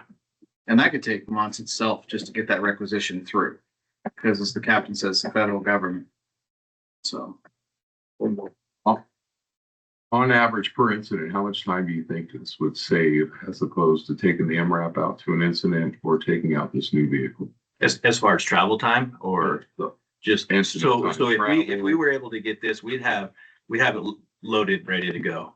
So a lot of times right now with our MRAP, we don't have all the equipment stored in the MRAP to make it operationally ready. If we have a planned event, we'll get everything ready the night before. But the fact that it's so cumbersome and big, we can't get it into a lot of places, if that makes sense. So Right. we take the equipment out, load it in other vehicles, and then once we get close enough, we try to get it ready there. But it would be a huge time saver. We'd have everything ready to go to where all we got to do is warm it up and take off. Say you had to respond to the South County at least 4 or 5 hours, and then you have how many people on the task force for man hours for the 4 or 5 hours? Say it like, you have a hostage situation, you have to load up the MRAP, and you have X amount of people on the task force, you're heading down to the South County. How many hours would that save by having this vehicle as opposed to loading up the MRAP? It would cut it in half easy. Our response time, it would easily cut it in half. And not to mention, like I said before, the MRAP, you have to have a Class A driver's license. If we don't have somebody that answers their phone with a Class A driver's license, we're in trouble. Right, so 10-hour incident, you'll cut it. Yeah, easily. Without even trying. Yeah. Is there any comment from the public? There is none. Bring I'd like back, to make a motion to approve the purchase of the Bearcat. I have a first by, Cameron. Is there a second? Second. And I have a second by, Alba. Those in favor? Aye. Aye. Opposed? Thank you, gentlemen. Thank you, Officer Barney. Appreciate it. Thank you. Thank you, Sheriff. Okay. Number 2. Supervisor Ingram. Yes, sir. Okay, I brought this forward because it was a big community concern. And for 2, I just want to make it clear. We want to have a good discussion on how we can get more volunteers incorporated into the animal shelter and possibly foster a foster care type of program. When I was down in Riverside County, I visited one of the highest rated animal shelters in the state. They have over 400 foster families. There were over 20 volunteers roaming around. They had a really good thing in place. And since then, I've talked to several other places, and if other counties are able to foster families to keep animals from being euthanized, for one, it would help in that respect to free up the animal shelter. And for 2, there's been several instances where our animal control officers call down to the South County and we have dogs that are loose, killing livestock, killing sheep, eating chickens, and our animal control officer has to say, I'm really sorry, the shelter's full. We can't take this dog in. So, it's nationwide. I mean, since COVID, a lot of people were working remotely. They adopted animals and had to go back to work, and they surrendered them back. And I think it's just a good idea to get ahead of the problem. If they can get 20 to 50 volunteers at different animal shelters and they're able to get 400 foster families in place, I don't see why we couldn't do it as well. I just want to make it clear that I didn't bring this to slam any county department, any of our employees whatsoever. I want to help foster something where we can get a good volunteer crew together, because in my opinion, volunteers make the world go around. I volunteer a number of different places, and it takes a good volunteer crew to make things happen, whether it's food pantry, at church, or anything of that nature. And it looks like we have a little bit of public interest, and I would just like to see what they would like us to do and see if we can foster a foster program, some volunteers, organize a team, whatever we could do to make the shelter a better place to help animals get adopted. I'm all ears. Before we go any further, we have a plan in place. Pete Heinlinger, when at the agenda meeting, we brought this up, and he says, we've had a program in place since last year, and we couldn't get anybody involved. Really? So with that, I guess what we'll do is open it up for public comment. Yes. And I'll call your name. You have 3 minutes, and I will let you know when your time's up. State your name when you come to the podium. And let's keep everything civil. So Kim Page, you're first. All right. Well, so. State your name, please. Kim Page. So at the animal shelter, currently isn't full. Animals are fed once a day. They poo and pee by themselves from 3 p.m. till 8 in the morning, if not 6 in the morning. So no one's there, no cameras. I personally don't believe in euthanasia. I mean, I know that sometimes there's a wild animal or something, but they're having to put down animals just, I don't know who says we can't feed them after a certain point, where they can only be there for this or that. But we have 28,000 animals, 12,000 people. Not enough people are stepping up because they rent. They cannot have more animals at their place. They can't afford the deposits, this or that, or the food. So we do have a community problem. We have ferals. We're trying to trap them. There's a load of us that are trying to do that. Trap them, get them fixed. But then you put them out, then a ton of us here have way too many of the animals, where somebody else may have 1 dog or 1 cat. So we need money into the shelter. Nobody has offered up. All of us that want to volunteer can't foster, so we're all doing it ourselves. We're picking them off the streets. We're trying to, so I feel the shelter is hogtied because there's wonderful people trying to help there. The rest of us are trying to help, but we've got every single day, there's loose cats and dogs all over the streets. I picked up a cat that was run over by a car. So some human hit the animal and kept driving, and then I'm got it in my bathroom. So we just have a huge problem. Huge. So money, we need to add on to it. It's ugly up there. So the other thing with parvo and the disease stuff is that's caused by, again, having to bleach everything out instead of actual care in a home. Or so again, there are ways to fix the problem, and there are people wanting to help. But again, we all are making the low bucks, and then other people that have the money and are making the bigger bucks aren't contributing to an animal thing. So when you said Noah's Ark, I was like, so as far as end times looking like it was in the days of Noah, we have to take care of the animals. That he did then, we need to now, instead of ignoring it and saying somebody else will fix the problem. It's ugly out there if you haven't been out there. And I don't know if you feed your dogs or cats once a day and then leave them alone from 3 p.m. till 8 in the morning. I think not. That's what we're doing. And no cameras. Oh, please. Thank you. You're good on time. Wow. Oh, good. Mr. Chairman, Yes. I make a point of Yes, clarification. please, Steve. So back in 2006, we went through this same exercise. I think we're going through now. We actually had to put everything together. We had documentation that we could bring on volunteers, and cleared all that through county council. The main hurdle we ran into was having volunteers that wanted to commit enough time to help manage the program, like a volunteer coordinator to manage all that. So I'm not opposed to this coming back and talking about it again, because maybe now it'll get more traction. That would be great. So a lot of, I think the groundwork is probably already done for what folks want to try to accomplish here. So let them speak, and I'm happy to work with folks, post meeting. So Thank you, Pete. So basically what's needed to put together a good volunteer force is a volunteer coordinator to help with those efforts. yes. Okay.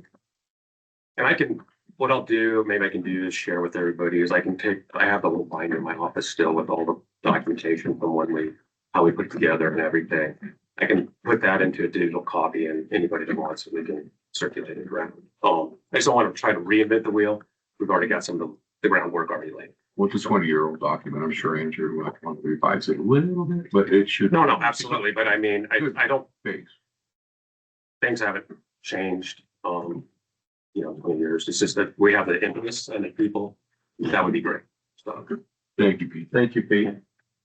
Okay, Ken Bunch.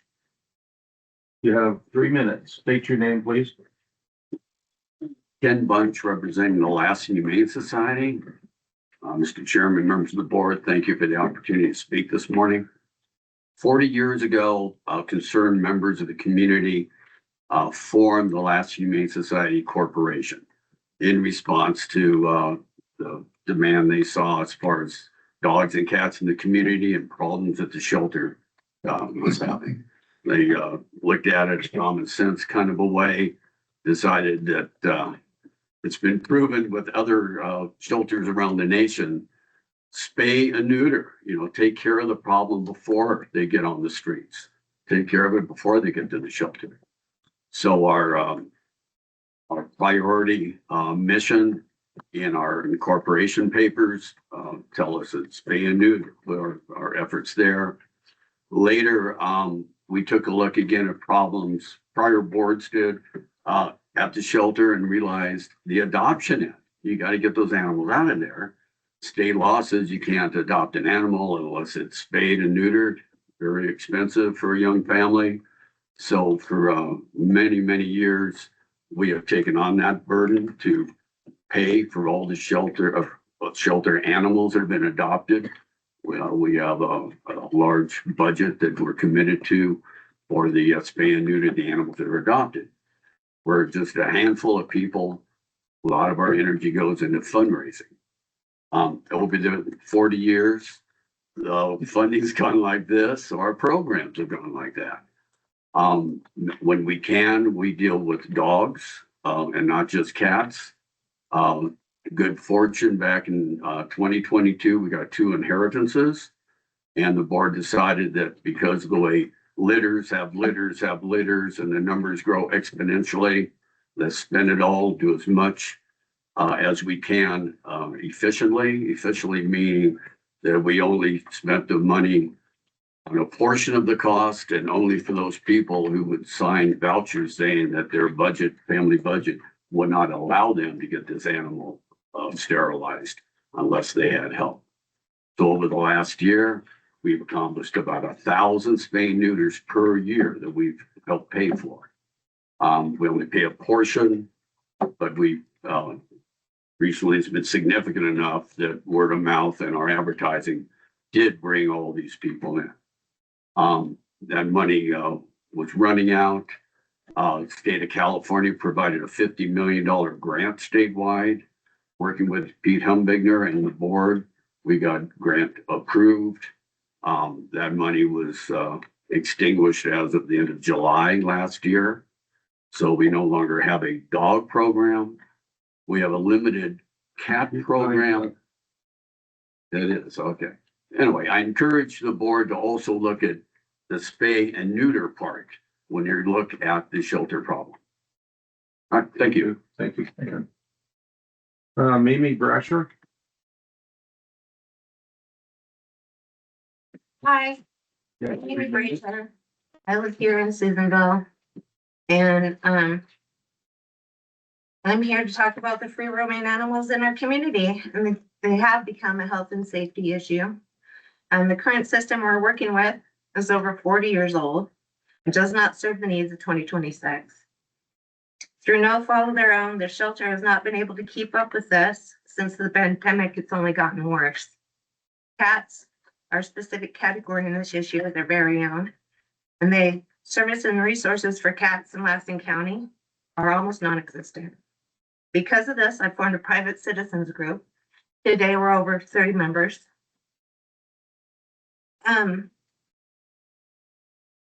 Since July of 2024, myself and the others have rehomed 600 kittens and 400 cats in our community, which stands for Trap Neuter Return. Our civil system for animal control is just broken. So I appreciate the fact that Mr. Ingram brought this to everyone's attention. My plan for a solution includes forming a council to share knowledge and information and ideas to construct a new functional animal control system. Change the designation for cats from free roaming wildlife. So that gives the county the ability to require licensing, neutering, prosecution for neglect, and the funds to accommodate the control. I have already demonstrated how a portion of our community can come together to make a difference. And I invite everyone to please join me and the others, 30, in assembling a team to grow these efforts and update our system to be more effective in solving our problems of today. Thank you. Thank you very much.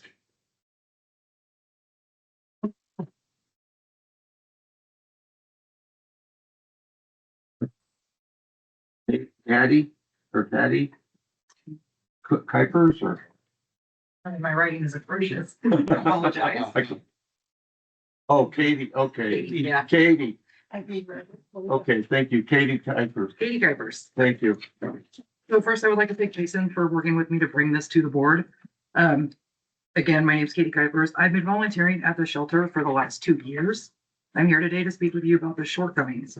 The lack of funding, management, accountability, policy, and resources have put our shelter in a dire situation. We haven't been able to accept owner surrenders for over a year. That's unacceptable. The shelter hours are severely limited. It's only open from Monday through Friday from 9 to 3. We're a working community. We need weekend hours and we need extended hours, especially if we're going to use a volunteer program, foster program. Jackie from Sit Spot is the volunteer coordinator at this point. The county lets her use her own business insurance to run the volunteer program. That's not fair to a small business. It should be run underneath the county and not through her. It's not sustainable because when she leaves or retires, we won't have a volunteer program anymore. So we could use volunteers to help socialize with help socialize animals. Create and maintain a social media account because currently we don't have one. The only advertising the shelter does is through a website, Pet Finder, and then through the Humane Society and Susanville stuff. I've been posting animals on my own for 2 years now to help get them adopted. And it seems like it's been a big help, but we need a dedicated social media account. The foster program can help alleviate overcrowding. It can also help the animals who are under stress over there that need out. We need to post adoptable animals and at-risk animals. A lot of animals get euthanized without the public ever knowing that they're at risk. It's not fair to the animals. Some animals don't even get advertised at all, and the public doesn't even know they're there. I have worked with several dogs that have been put down because there's no funding for basic medical issues, lack of space, and limited advertising. That's a staffing, budget, and policy issue. There's only currently one staff member who's here today, who posts all the animals on the website. So when she's not there, it's not getting done. So nothing's being updated without that one staff member. There's only a handful of staff members that work there right now. There are people that work there on the weekends, but the county doesn't allow the shelter to be open on the weekends. I don't understand the reasoning for that. With some staff, I'm able to go down there on the weekends and volunteer. So why can't we open that door to the public? I also suggest that we allow fundraising and money pledges to the shelter to bring in income. At-risk animals, if the public can pledge money for them, that money can go with that animal to that rescue. And that'll entice rescues to pull animals from us to alleviate space. Okay.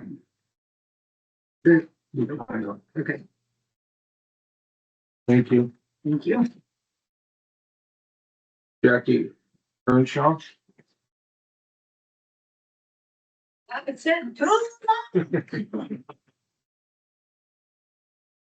I'd like to say I'm Jackie Earnshaw with the Sitspot Canine Center, and I've been a professional dog trainer with my own company since 1986. We moved here in 2004 and opened the Sitspot Canine Center at Doc Tangeman's old place. I don't think any of you were on the board when, I think it was Mr. Kellison was on the board way back. And he and that county board designated me the volunteer coordinator for the animal shelter. Okay? I tried, man. I tried. I'm not kidding you. I put ads in the paper every week. I was on the radio. I went to events. I went to pet shops and posters trying to get volunteers.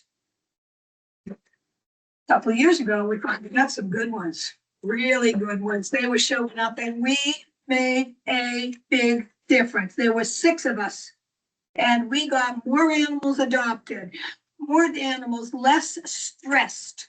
I don't know how many of you have been to the shelter. Can we have a show of hands? All right, guys, nice job. Then you are aware that there is no place for the volunteers to walk the dogs.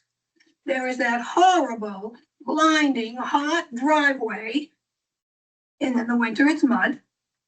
There's a beautiful hill as you come into the shelter on the left. That could be easily cleared.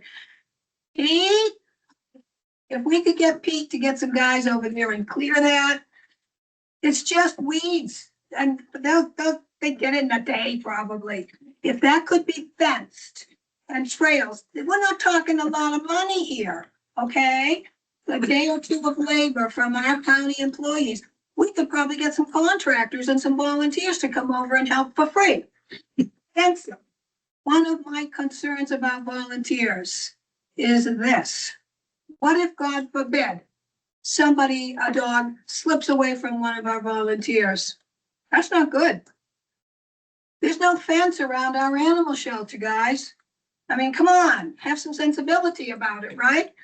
If we had some fencing in a safe place, now volunteers don't mind going so much. We put a few trees, we put a couple of benches. We can get that money from the community, I promise you. I've already donated some trees to the shelter. We can get more. This is doable. Now volunteers see it as a nicer place to be. People have told me they're afraid to go because they're inside. That building is horrible and it's noisy and there's no place to play.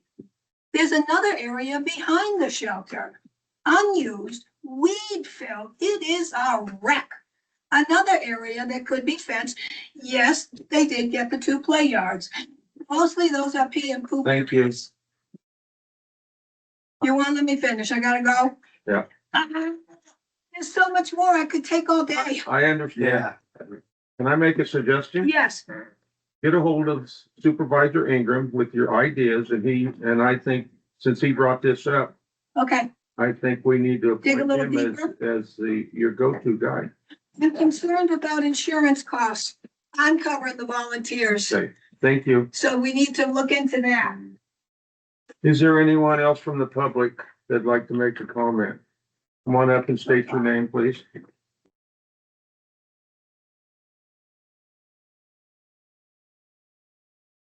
I'm Lorraine Duffy, and thank you Supervisor Ingram for bringing this up. And I just want to say, I would be glad to do something to help.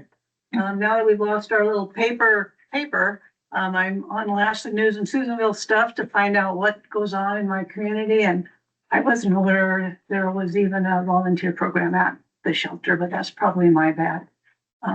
So just to keep it short, I just want to show support to do something. And I know Lassen County, we're not the richest county in California, and it all kind of comes down to money sometimes. But I've seen what volunteers can do. Look at our dog park. And I just wanted to say I support anything we can do to help. Thank you very much. Is there anyone else that would like to speak at this time? I'll bring it up here for discussion.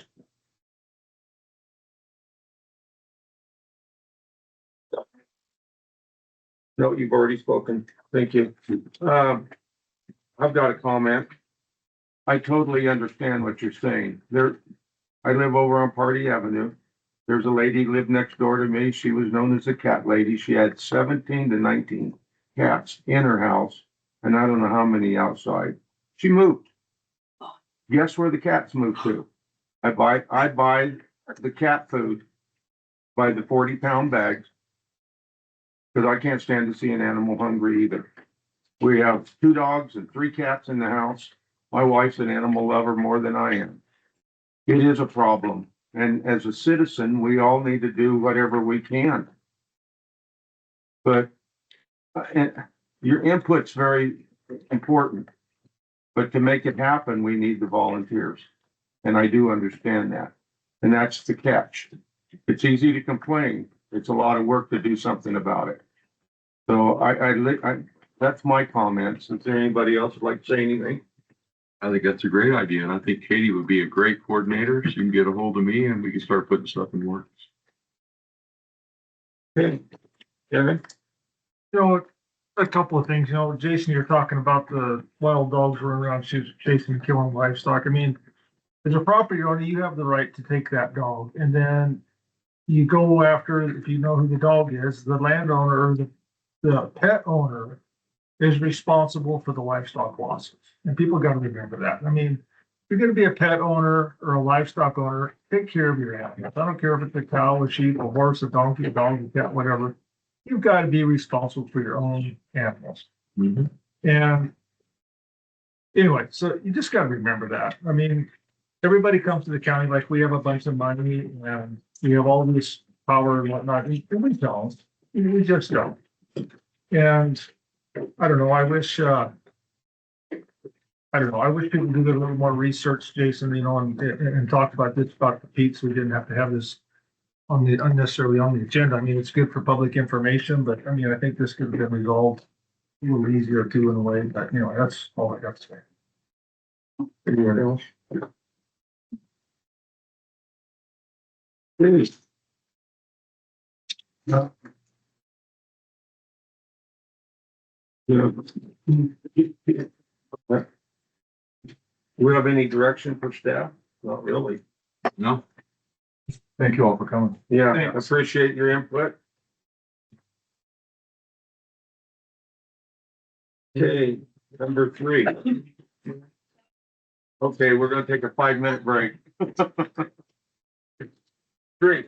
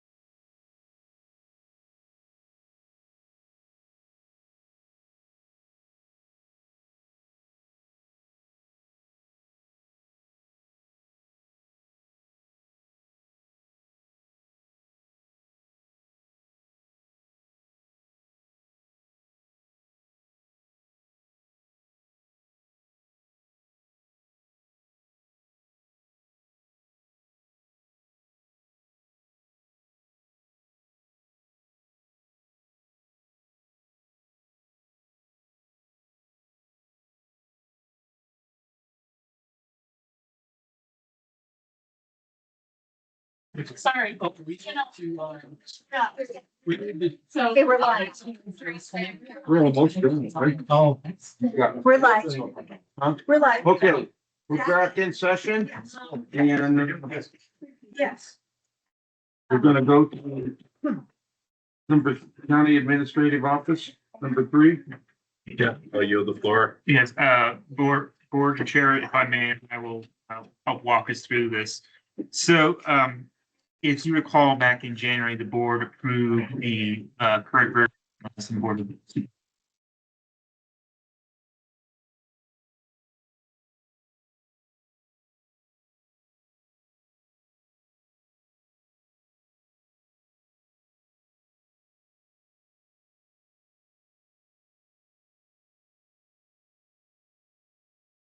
Rosenberg's rules. Rosenberg's rules govern the actual mechanical nature by which motions are made, what motions are available, and how votes are tallied.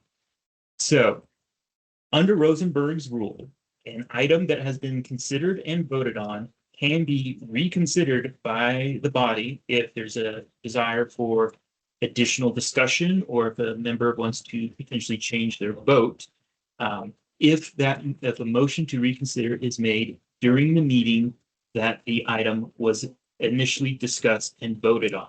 So in this case, normally a motion to reconsider to allow further discussion on the board's rules should have been made in January when these were under discussion. However, also under Rosenberg's rule, there is a procedure by which the board can, by 4/5 vote, decide to suspend Rosenberg's rules for the limited purpose of taking an action that normally would be prohibited by Rosenberg's. So in this example, if the board decides to, you can make a motion, someone can make a motion to suspend the rules to allow reconsideration of these rules of procedure at this time, even though the motion to reconsider is not. So that's motion 1, is if this is an option for you guys to debate, discuss on whether or not you will make a motion to suspend Rosenberg's rules to allow further discussion about the Lassen Board of Supervisors rules. So that's your first motion. Now, if you do pass that motion and you do move to reconsider, that will require a separate motion. So I'm talking motion number 2. That motion has to be passed by a simple majority, so just 3 out of 5. The one caveat is under Rosenberg's rules, the motion to reconsider can only be made by a member who voted affirmatively for the item. So in this instance, if you get that far, that motion will have to be made by one of the 4 who originally voted to approve the rules of procedure. That will tweak is in Rosenberg's rules to prohibit items being constantly brought back for reconsideration and discussion by the minority. One of the principles about parliamentary procedure is once an item's been voted on, it should be done. It should not be bringing it back for at least 1 year. So I know I kind of went over a lot, but that's kind of where we're at is, we need at least 1 motion to suspend the rules if you want to discuss this further. 2, if you do vote to suspend the rules, we will need a special motion to reconsider to allow discussion. And then 3, if we get that far, you will need a new motion to either approve or provide direction to staff on the previously approved rules. And Supervisor Scanner. Does the motion to suspend have to take place first before we have discussion? Yes. And what I can say is the interest for bringing this back is from one of the members of the board. And if we suspend the Rosenberg rules, then do we have to Reinstitute them? Reinstitute them? Or can we go to the Roberts rules? No, under Rosenberg's, the motion to suspend is temporary. It's just for the 1 item. So there's no need to, once we are done with this, there's no need to reinstitute them or anything like that. And so. Okay. So do I have a motion? I'd like to make a motion to temporarily suspend Rosenberg's rules as part of the procedure. Progressing and so. Okay. Do I hear a second? Seconded for discussion. Have a second for discussion. Cool. How are we doing this again? We will get to that once, if we have a We go that far? affirmative vote on this motion to reconsider, or motion to suspend the rules. We need more reason why we're doing this. I mean, because. Well, there has been an interest from one of the supervisors to have further discussion on the rules of procedure and potentially have another vote. Have further discussion on the rules of procedure. Yes.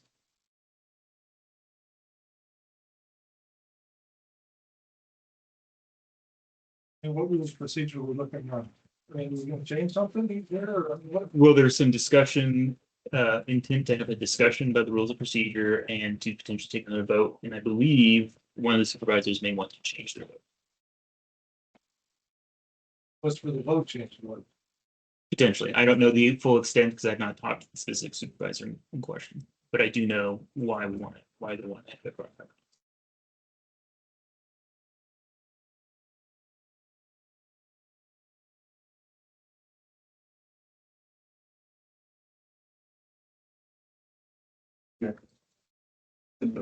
Yes. I requested this to be put on the agenda today, and it's just part of a formality to get to being on this vote, but part of the procedures would have to get past this first part, just so we can have a discussion. And so suspending the rules, if everybody doesn't go along with it, then just it's a moot point anyway. But to have the discussion properly, we need to suspend the rules just for that sake.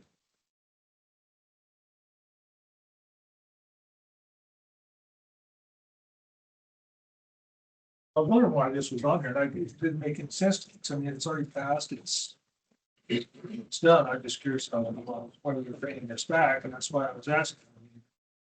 I mean, you did clear up one point for me, explanation. Well, and if you have any questions about procedure, I'm more than happy to answer. I mean, in terms of why it's being brought back, I mean, I'll have to defer to the supervisors who have an interest in rehearing this, but procedure. Is first you have to suspend the rules to have the discussion. And then to entertain the motion to have the discussion. We can't discuss it till we suspend the rules. That gives us permission to have the discussion.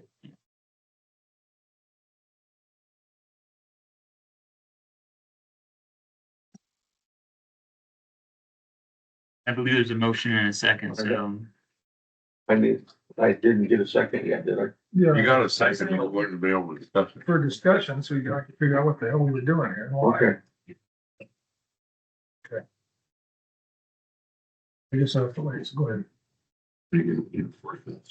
And yes, it requires four-fifths or majority vote to pass that. Okay, would I get a roll call vote, please? Yes. Supervisor Scanlon, Yes. Supervisor Neely, Yes. Supervisor Alba, Supervisor Ingram, I want to hear what you want. Supervisor Bridges. Yes. Thank you, Chair. So now the next step is to allow further discussion. There needs to be a motion to reconsider. And as I discussed, that needs to be made by one of the four who voted affirmatively in January. Mr. Neely can second it if he chooses, but the motioner, the mover has to be someone from the majority. Well, it's my idea, so I'd like to make a motion to reconsider the board of supervisors rules of procedures and review and discuss. I'll second. I think all our input matters. Do we need to vote on that again? You need to vote on the motion to reconsider. And again, this is just a majority vote. Okay. Okay, those in favor? Aye. Aye. Opposed? So moved. All right, now we've reached the point where we can actually have a discussion about why this is. What do you got, Mike? Well, I brought this forward because I think it's important for a number of reasons that we as a board be unanimous on this resolution. I've had a discussion with Tom and he had his reasons at the time. But through discussion, I tried to point out the importance of public perception, that we as a board are united. And I believe that Tom believes in the rules anyway. He had different reasons for saying no at the time. But again, I think it's, I'd rather be on record as being unanimous as opposed to having anybody oppose that. It's an opportunity for Tom to vote differently if he so chooses. And, I want to afford him that opportunity. Period. Any other? So we're doing this for Tom to change his vote and we could just be unanimous? Pardon me? We're doing this just to give Tom the opportunity. That and, Unity. and I believe to represent ourselves to the community as being united, that we all believe in those rules of procedure and that we're going to abide by them. And I think it's an important optics kind of thing for me as I see it. And I think it's important. I mean, we have some lively discussion about a lot of things. And I think it's important we all have the ability to have that. But at the same time, there's certain things I think we need to be united on. And I think this is one of them. And just a point of order and for the board's information, you know, having voted to reconsider, this opens up the door for, you know, additional consideration, discussion and debate on the rules. So this is as if this is before you for the first time. So if there's, besides the reasons why Supervisor Scanlon has brought it forward, if there's any other discussion, debate, or interest in just, you know, modifying the rules, now would be the time. I was happy with him the first time. So we can change stuff in and now. If you wanted, We can discuss it. you could discuss and debate if that's the will of the board, the whole board. But just to make it clear, it's not just, you're not limited to just the question of Supervisor Needham's vote. Cool. In all fairness, I think everybody's voice on this dais is all very important and nobody's God's green earth is better than anybody else. That's the only reason I voted to hear what you had to say. I like the rules. I don't know. That's all I got.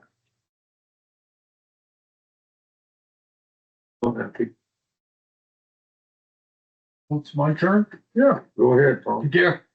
I thought the chairman was supposed to. I said I'm happy. Well, hey, there is a couple of things that I would, I'm just bringing up. For the board members, I would like to see in our board rules that, that we only, set on each of our committees for a 2-year period. And then let someone else, be, a part of that other committee. For them the opportunity. And, also, I want to know what constitutes a 4/5 vote.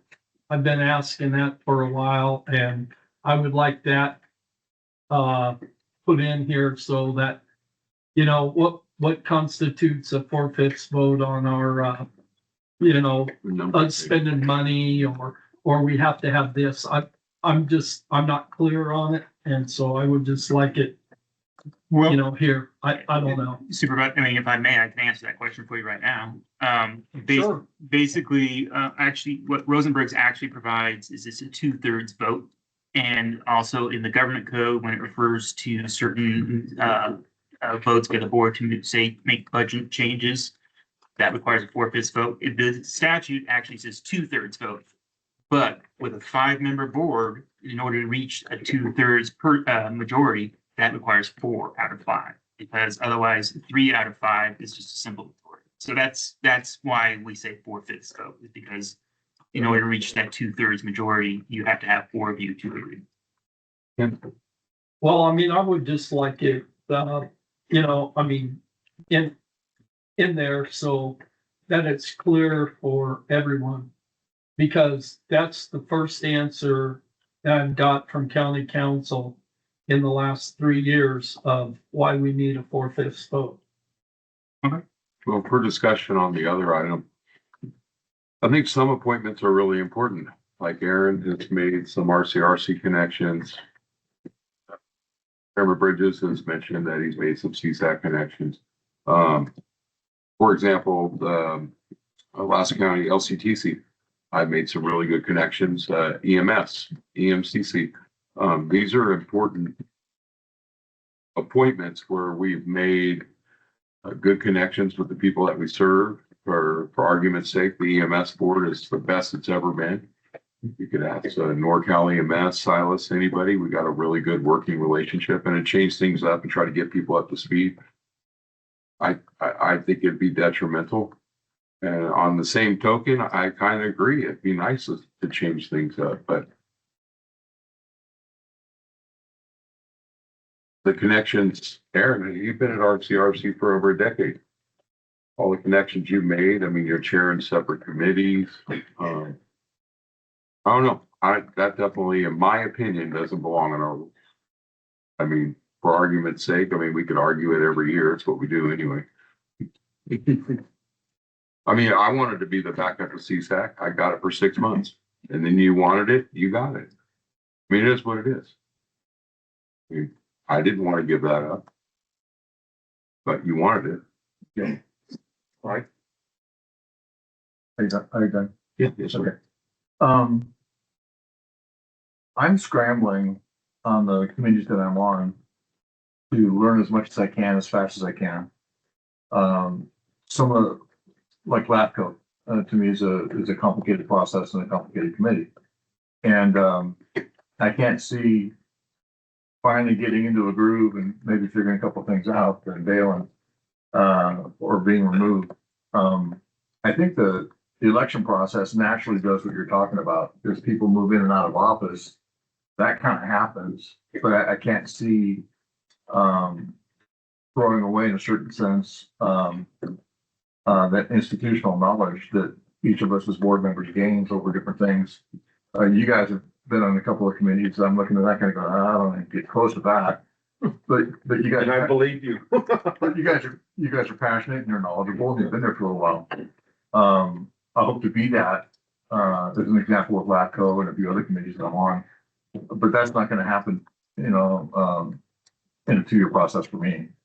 And I'd rather have longevity and experience on my side, like Aaron's got, with some of these things that I wish had half that much knowledge. And I respect what you're saying, but I just think about myself personally. I said, now I want to gain and stay on some of the committees that I'm on so that I can be more effective. Yeah. So I just throw that out there. Aaron? Sure. You're up. You know, I agree with Jason and Mike. I mean, I appreciate where you're coming from, Tom, as far as the committees and wanting to know everything, but on some of these stuff, some of the bigger committees and whatnot, I mean, you're never gonna get traction and a foothold and or even leadership opportunities, like you can with CSAC and RCRC. I mean, we would just be another number on the board. I mean, we see it on some of the other commissions that we sit on just locally, when you got some of the city guys coming and going. And there's no historical knowledge. I mean, I'm gonna forget some stuff just like Mike is, but then Gary comes along and he remembers it or whatever, or asked about it. So you gotta have that historical perspective, like on some of the smaller committees that we'll go over every year in January. Some of those can be mixed up. I mean, I got no problem with it. If you don't like the one you're on, just back off of it and somebody else will fill it and they can try it. I mean, but if you like what you're doing, you understand it, and you have a passion for it, I mean, I'm all for letting somebody do it, just like Jason with the EMS. I mean, that's kind of his little passion. I mean, go for it, dude.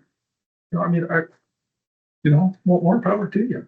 I mean, because he's going to attend more meetings. If you put me in charge of it, I'm not going to be as passionate about it. I'm not going to attend as many meetings as what somebody else is. And so somebody's got a passion, let them go for it. And as far as bringing this back, for somebody to change their vote, I mean, it's appreciative. And I was very disappointed at the time that we didn't have you down this vote. And it was very disappointing. And I couldn't understand why, because there was no reasoning behind it. Other than, that's what I was saying earlier, you got to leave your emotions outside so that you're voting with common sense and practicality and reasoning behind your decisions we make out there. And letting your emotions get involved is detrimental. And I've seen it happen multiple times over multiple occasions over the years, and it's never good. So we got to remember to keep our emotions in check when we make our votes and decisions.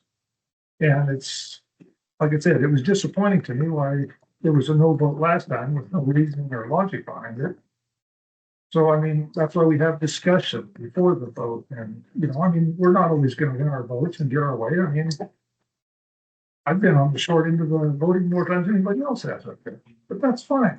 I mean, but I give my reasons why. You know, so if you're gonna vote no on something, have your reasons why you vote no on it. Instead of just vote no to vote no. But anyway, that's my 2 cents and my perspective, so. I'll leave it. Okay, my turn. I appreciate, I'm gonna give you some kudos right now, Jason. Cause I tie into quite a few of the meetings, cause I'm the second. But I'll tell you what, I am really happy that you have the passion for it, because you made the connections that I don't have. And you know who wins? The county. And that's,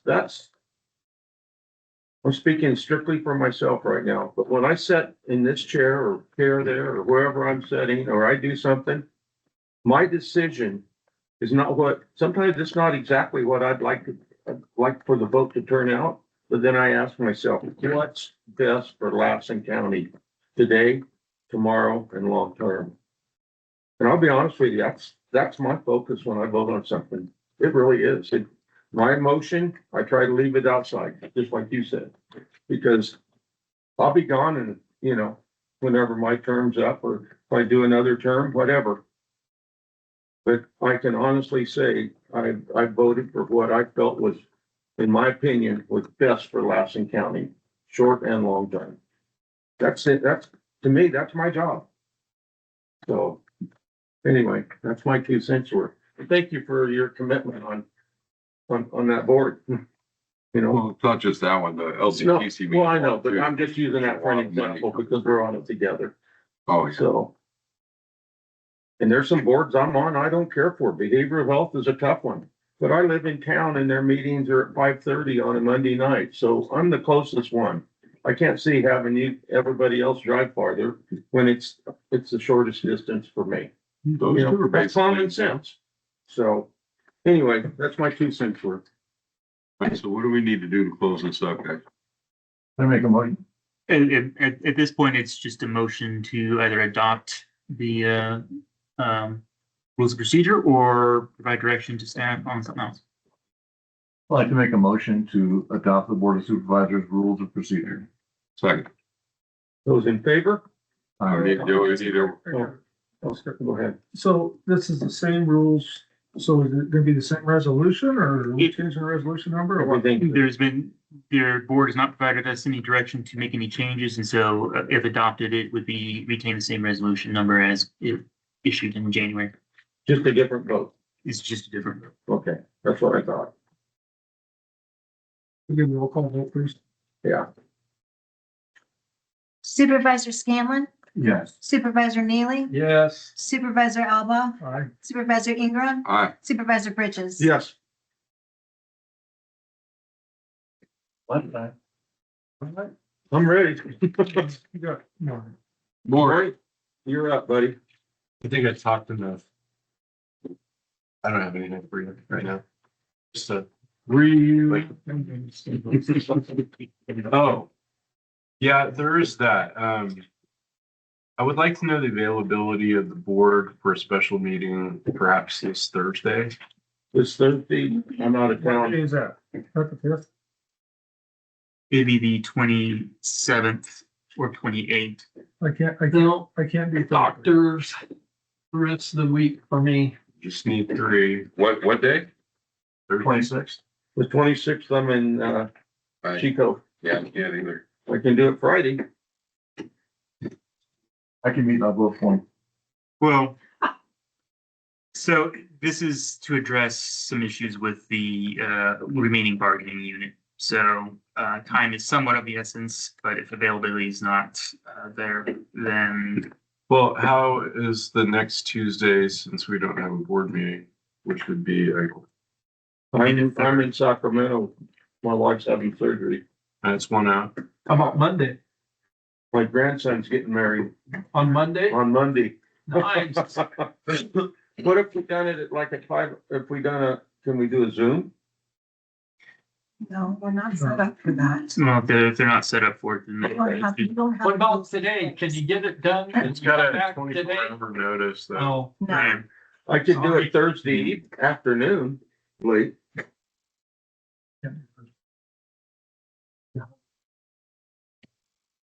You know, doctors. What about, Possibly do Friday.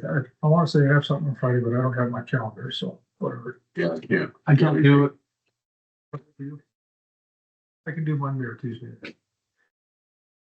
I can do Monday or Tuesday. that's 2 Mondays.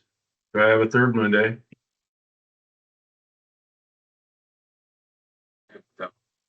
Yeah, my paper cups are on the wall, worthless. I just pulled up what I have a picture of, and that's February. Apologize. I'm good on the second. First three. That's 3. That's 3. You got, Yeah, we're gonna tentatively have a board meeting on the second. May I say something on record, and I'm not trying to be rude whatsoever, but going forward, when you guys are planning a special meeting, if you can give me a heads up This before it comes. just happened. Okay, We're emailing okay, throughout the meeting. all right, carry on. I would never exclude you from the process. Well, thank You you. probably should have known better. You could have sent her a text. I mean. No, I don't need a tax. I just thought that this was something that was She's like busy. planned a few weeks or No, a no, few no. days ago. No, Okay. this just happened. Thank you. I appreciate it. So, what time on Monday morning? How about 9:30? How about later? Yeah. How about later? Later, okay. What time would you Eating like? in the dark sucks. What's that? Yeah, Eating in the dark. okay. sucks. What time would you like? 11. 11 o'clock. Okay. 11 o'clock on Monday. Monday the second, right? And then I just, for the Yeah. board's awareness, I can I do- will be calling in because I will be in Sierra County on Monday, but I will make myself available to be here remotely. And I'm marking Second. second. That'd be a closed session. No, it would be no It session. would be open session. Oh, you got that all ready to. Will that be the only item? Yeah. Okay. 11 o'clock. Then I'm going, 11 o'clock. going down Sunday. My grandson's getting married Monday and Sherry's having outpatient surgery on Tuesday morning. We adjourn, Chairman. Lunchtime. We are adjourned. Thank you. All right. Thank you, Michelle.